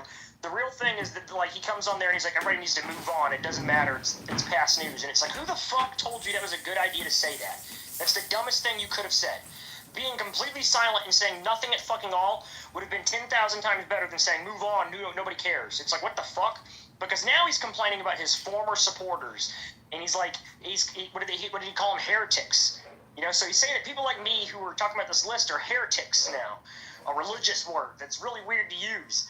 And it's like all you had to do was still shut the fuck up. Even after you fucked up with the move on stuff, if you would have just shut the fuck up, it would be over already. But instead, he's continuing.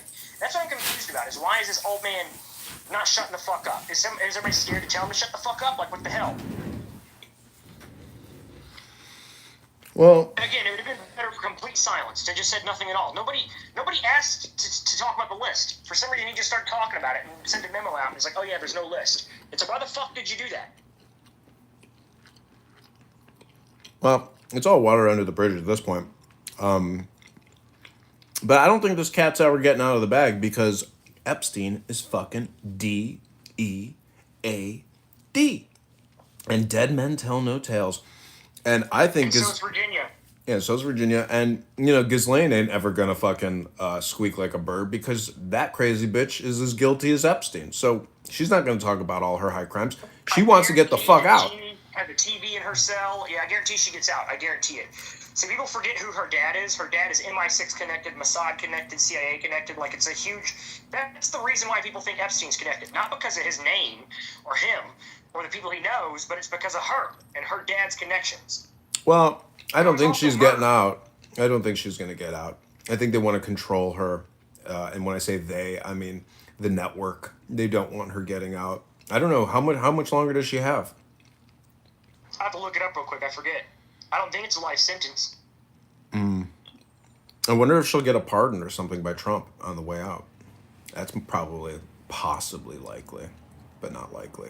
It's possible because he knew her and he wished her well.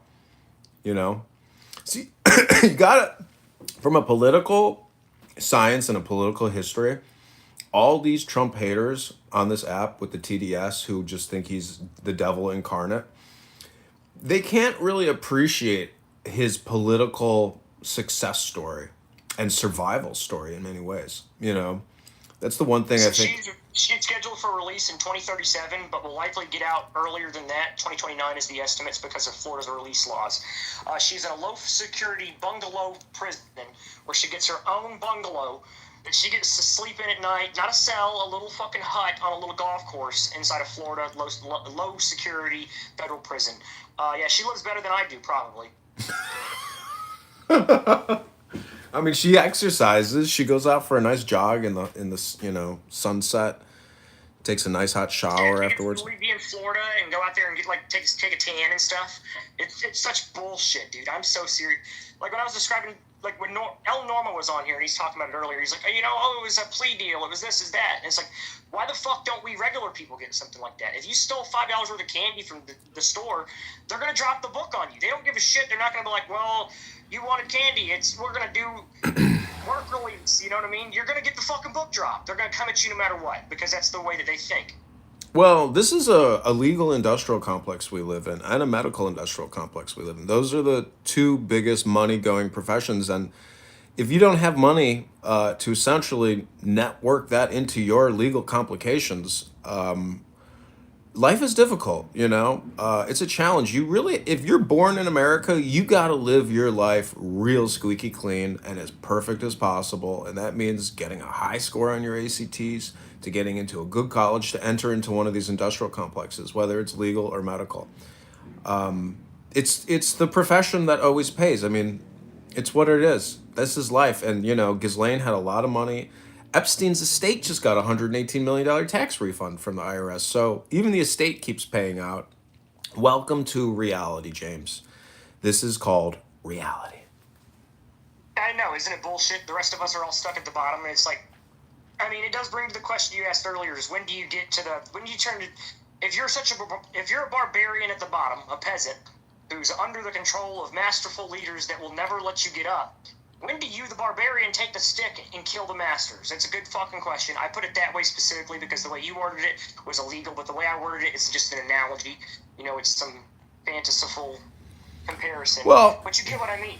I was asking a provocative question, but one that all men must, essentially contend with, which is just life and death and how politics and history. I mean, you could look at the French Revolution and use that example. But anyways, to me, the whole thing about the Second Amendment is it's our protection against a tyrannical government. And I would say a government that makes you work 3 out of 5 days just to stay alive, to fund the debt. Like, it has become a tyrannical government in a financial economic sense. But when you look at the 4 years of Biden and the trans LGBTQ insanity, as well as never-ending perpetual wars, I'm just saying that we, the people, do not control what is happening. It is really lobbyists and Congress and Senate and the Federal Reserve, which has their own political cartel, which can't be broken because it's that well lubed and that well organized that if Thomas Massey is the only one and a couple other co-signers on his bill against the CBDC, we're fucked.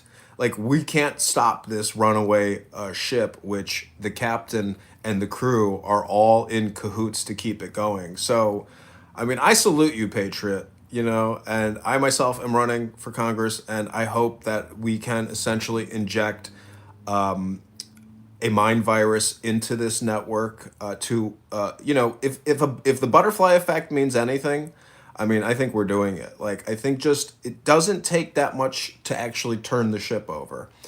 And it's possible, you know, that this invisible force called the universe can indeed turn the tide if we can somehow get in touch with it, and inject the wisdom and the truth into this communication, you know, phenomenon in a way.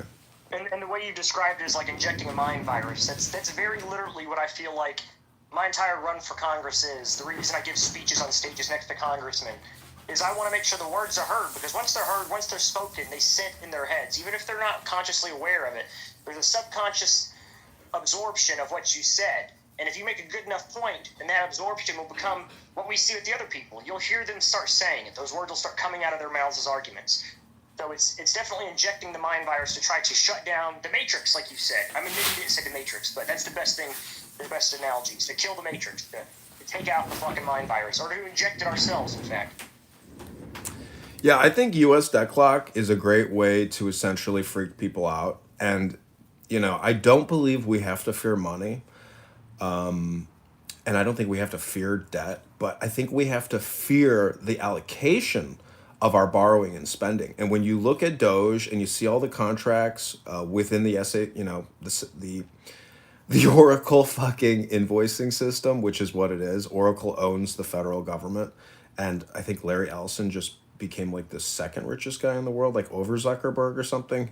But the point is certain people who are worth 500 billion, you know, 400 billion. I mean, to me, Bill Gates should be arrested and locked up. I think he is a danger to humanity, to our republic. I saw something else on your point earlier about the Second Amendment, and they are willing to shoot, kill, bomb, maim me, you, your wife, your kids, your grandkids, your grandparents. They're willing to kill every single one of us to maintain this system. So it does beg the question of, when do we understand the need for us to act in the same retaliatory action? I mean, I don't advocate for it, but if they are killing us and they are willing to kill us, if we want to change it, just to keep it, then should we not be willing to do the same to change it? If we're obviously wanting to change it, we can't do it from death. You can't do it from your deathbed. That's for sure. See, I'm not. Try to change it, they're going to kill you. You have to remember that if you live by the sword, you die by the sword. And so I am, you know, a very lazy warrior. I think, you know, fighting the war as a general in the background is how you know, fight the war and survive. And I don't think that, you know, you have to have superior intelligence. I'm not some frontline soldier looking to make a change here. I want millions of minds infected with my communication before I ever pick up an arm in resistance. So it's a communication war. It is this information war. And there's a lot of information to contend with. And as a public speaker, it's your job to do as much compression as possible for the layman to essentially create this political network that can overturn this runaway ship. And we've done it somewhat with MAGA. I mean, that's the reason I got the hat on, even though I've been told I shouldn't probably wear it. I used to know, especially my criticisms of Trump. But I believe the movement exists outside of it. I mean, another thing with the Second Amendment stuff, when it comes up taking arms, the biggest problem we have would be logistical. Like, being a general and having soldiers is okay, but there's no logistical structure that we have to even try to fight them. They have it. You know, they have the iron iron plants, the steel facilities, the manufacturing. We would have to take them over one by one just to be able to be operational. So it would take like a massive structure to launch it in the first place, to even try to fight them. I mean, like you said, we are at not just a weekend. We have a knife at our throat, and if you fucking move, they're going to kill us. It's essentially what the situation is. That's why I run for office. I'm trying to remove the knife. I think you're doing the same thing. Maybe not remove the knife, stun the guy holding it. Something. We got to do something.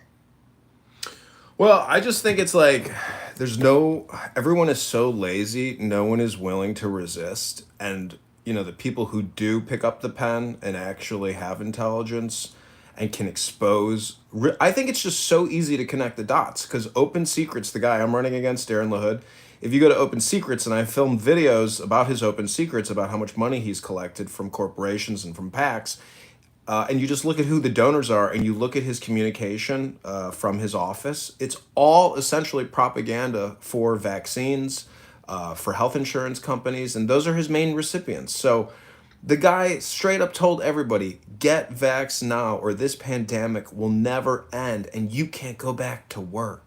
That type of insane type of communication, which to me is traitorship, because if you look at the adverse effects, like, all the information is out there. A lot of people are just in total denial and they don't even want to discuss that information.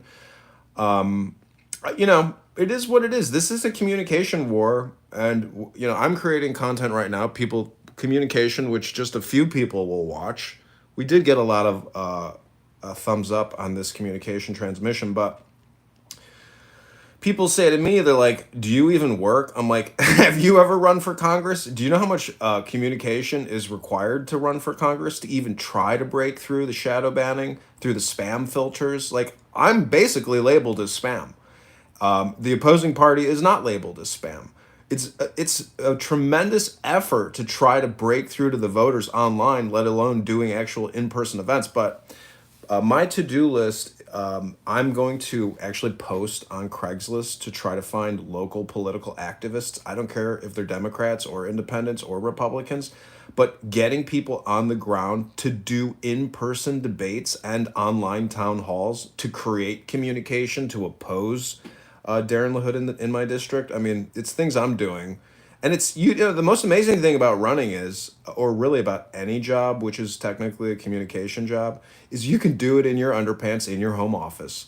So all this commute and all this work from home, bullshit, it is what it is. I mean, we're living in the digital age of communication, and most people's jobs are just communication jobs, and they're just fucking secretaries. So going to an office, we're living in this horrific matrix, which the internet communication should have solved like 80% of people's commute, but it hasn't. And the network, or the matrix, demands compliance of showing up in person to do a communication job. So this is what Congress is. And the reason they do that is because if they don't have the building to tax for property taxes, they lose a giant source. Like you just said, it's the matrix. They need the money. So you have to go out and waste your time at work and do shit out in the car and do all that crap just so they can collect taxes. Because if you work from home, they don't get it. Yeah, the system needs reformation, and it needs truth tellers to actually describe the situation accurately, which is the matrix. And the internet really was supposed to be that new liberation theology.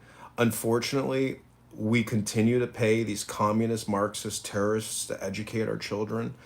In Chicago, 55% of all property taxes go to paying off teachers to do essentially babysitting for your non-educated child that you have to send there to. I mean, that to me is one of the biggest problems, is the educational system. Police and fire are huge recipients of pensions and salaries, but they're protecting your home and they're protecting your life.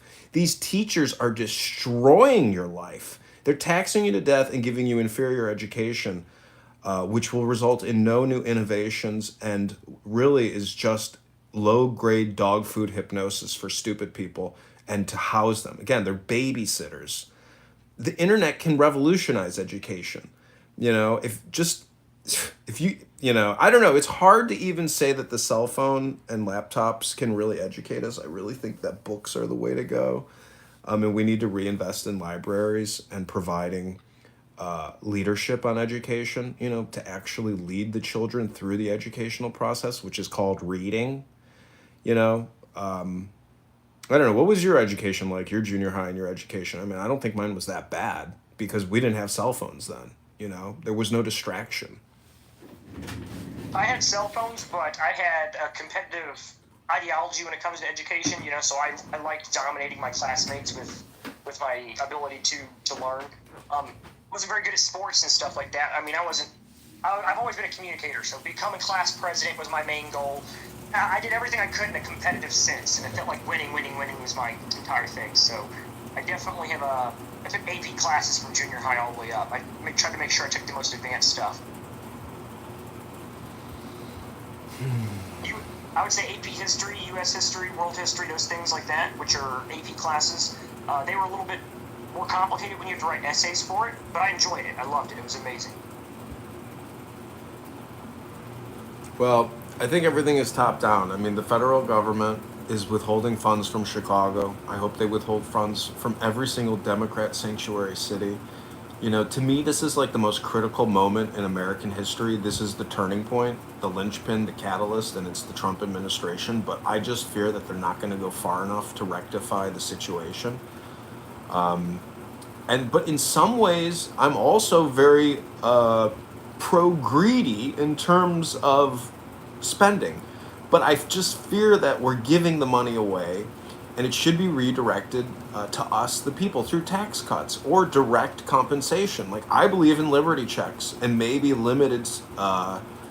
See, the problem is Congress and the Federal Reserve. I think that if we could enema them and reverse engineer what they're doing, it would be better for we the people.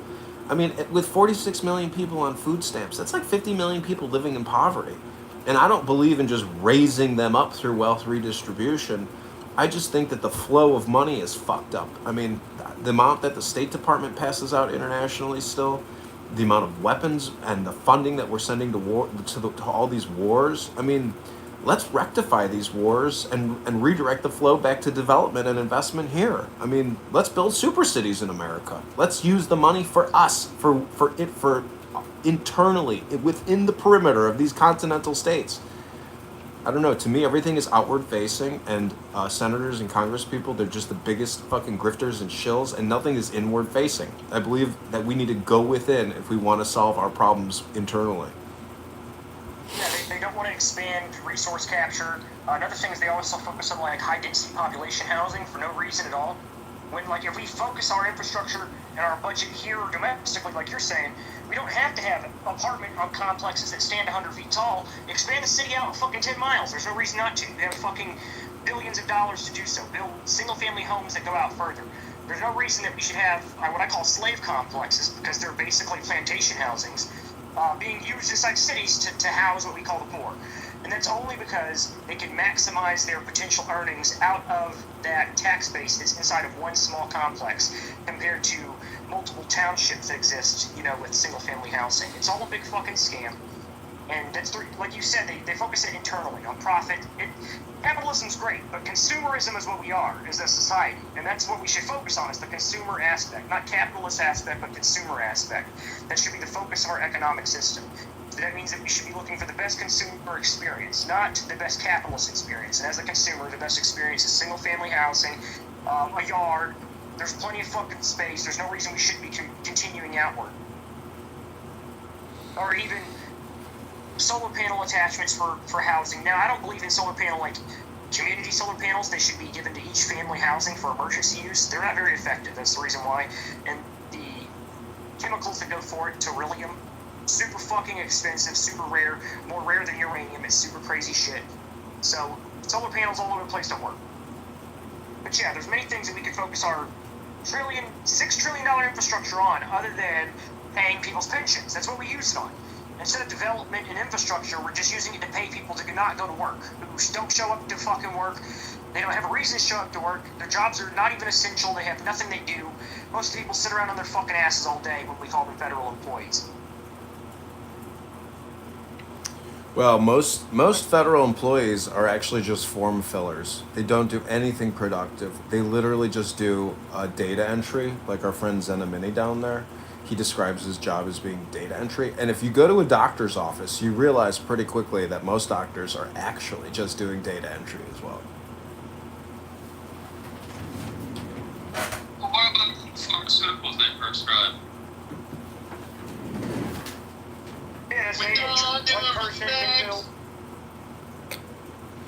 Yeah, and I'm willing to. I wouldn't be surprised if on their list when they give a prescription out, they have a little dollar sign so they can see how much they just made on giving you the prescription. I'm willing to bet that 80% of all big pharma recipients could actually get off of their prescriptions if they only changed their diet and went to the gym every day. Yeah, but these things just aren't profitable, dude. So. Well, it's not about. The problem is the country is completely bankrupt. At $37 trillion in debt, we're just borrowing and spending. It's not a real economy. 40% of the economy is all generated artificially by borrowing from the Federal Reserve. That's almost half of the entire economy is essentially just borrowing and spending to really the debt, which is at 100 trillion. And a lot of these pensions, like in Chicago, I just saw a good breakdown. I would say that the problem in Chicago is the same problem federally. And so the whole problem with this borrowing and spending is we're also taxing at a very high rate already, and we're already completely bankrupt. So I'm just saying that the future doesn't look good for young people because they are essentially slaves already. They're not born into liberty, they're born into debt slavery, into unfunded liabilities and funded liabilities. So the situation is so dire that if we don't have politicians that can just constantly talk about the financial crisis, which doesn't look like a financial crisis because we just keep borrowing to kick the can down the road, you're not living in reality. You are living in a communication hypnosis matrix of slavery.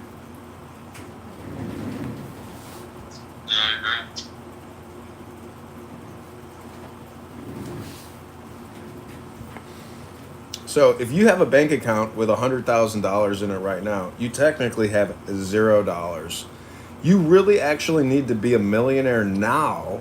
Otherwise, just based on a $75,000 a year income, you will never, ever be able to essentially achieve the good life or the American dream. You will always be a slave. Yeah, there's a reason why you have a limit on what you can pull out, and they have to make an approval for high amount transfers. And the reason why is because your account is not your account. It was taken, it was placed in a bond, it's being leveraged, and it's being traded, it's being sold left and right for the government to make money off of. It's the craziest fucking system I've ever heard of, but for whatever reason, your money's not your money when you place it in the bank. And then they're borrowing off of your dollar. And then if they fucking screw it over, that's why your interest rates, like in a savings account, it's better to do. Because that's actually a higher rating. They put it in a savings account, they give you an interest rate. They're making trillions off of it, and they give you a 1% interest rate, right? It's like, here's your pennies for the fucking 100K that you have in there. We made 90K off of it. Yeah, it really does benefit those who are in power. I mean, it's a very unfair system at this point, and it's again, the only weapon I think we have in changing the situation and making maybe more of a level playing field or preserving the American dream is just through communication. I don't think communication, education, I don't think there's any other way to maybe change it. Like, I mean, you could look at Rand Paul and Ron Paul and Massey, and their economic analysis is far better than what Bernie Sanders or Mamdani wants. Because they just want to expand the debt. And, Chairman Powell says that we don't ask Congress for monetary policy and we don't give fiscal policy, meaning we don't tell you what to spend the money on and we don't want you to tell us how to create the fake currency.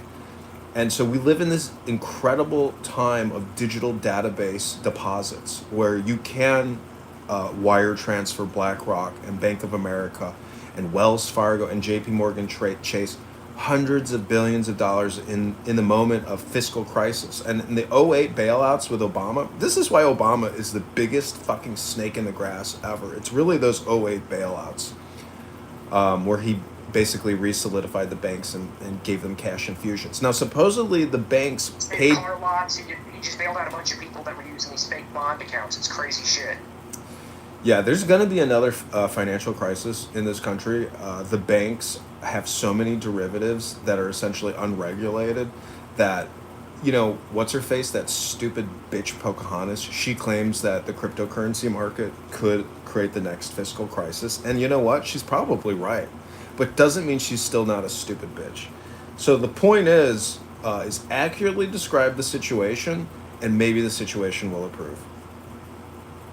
And the reason why she's right is because the more that the money moves over to the Bitcoin, that's not part of the bond system. There's no bonds that's traded that way. It's not the way it works. So that's outside of their leveraging borrowability. It does weaken the dollar and their ability to borrow it. That's why cryptocurrency is considered to be the strongest thing for the regular people, because it gives us the ability to control what's taxed. They can tax it still, but they can't place it into bonds the same way. It's beautiful. It's beautiful. It takes the power away from them. There is a way to fight back. We just have to do it correctly. I don't know. I believe that my preservation is the American preservation. And, you know, if you're not patriotic or you don't believe in essentially fair play, you know we're getting gamed. It's brutal. I mean, the IRS and the income tax and compliance and then retribution and let alone selective auditing and punitive actions, like, it's a horrible system that we live in. There's no liberty here. Like, the individual gets crushed. Meanwhile, the corporations and through lawfare, I mean, prosecutorial misconduct and lawfare and lawsuits as the punishment. This is why I say Republicans need to really bring down hellfire in the legal system for a lot of the worst offenders over the past, 20 years. And this is the time for Trump and the DOJ to make big moves against a lot of his political opponents. And I don't know why they're not doing it, or maybe they're doing it and they haven't done it yet. Well, I'm going to be honest. From the moment that Donald Trump came down the escalator, while I believed in the movement of MAGA, I did not believe that Donald Trump would be the guy who would get us over the finish line. I did not think it 1 second. I thought that he's the person to lay the foundation, and that from there on, we would have to carry this on. We are the next people, the next movement. He's just the polarized force that got it together. We existed before it, and now we have a communication network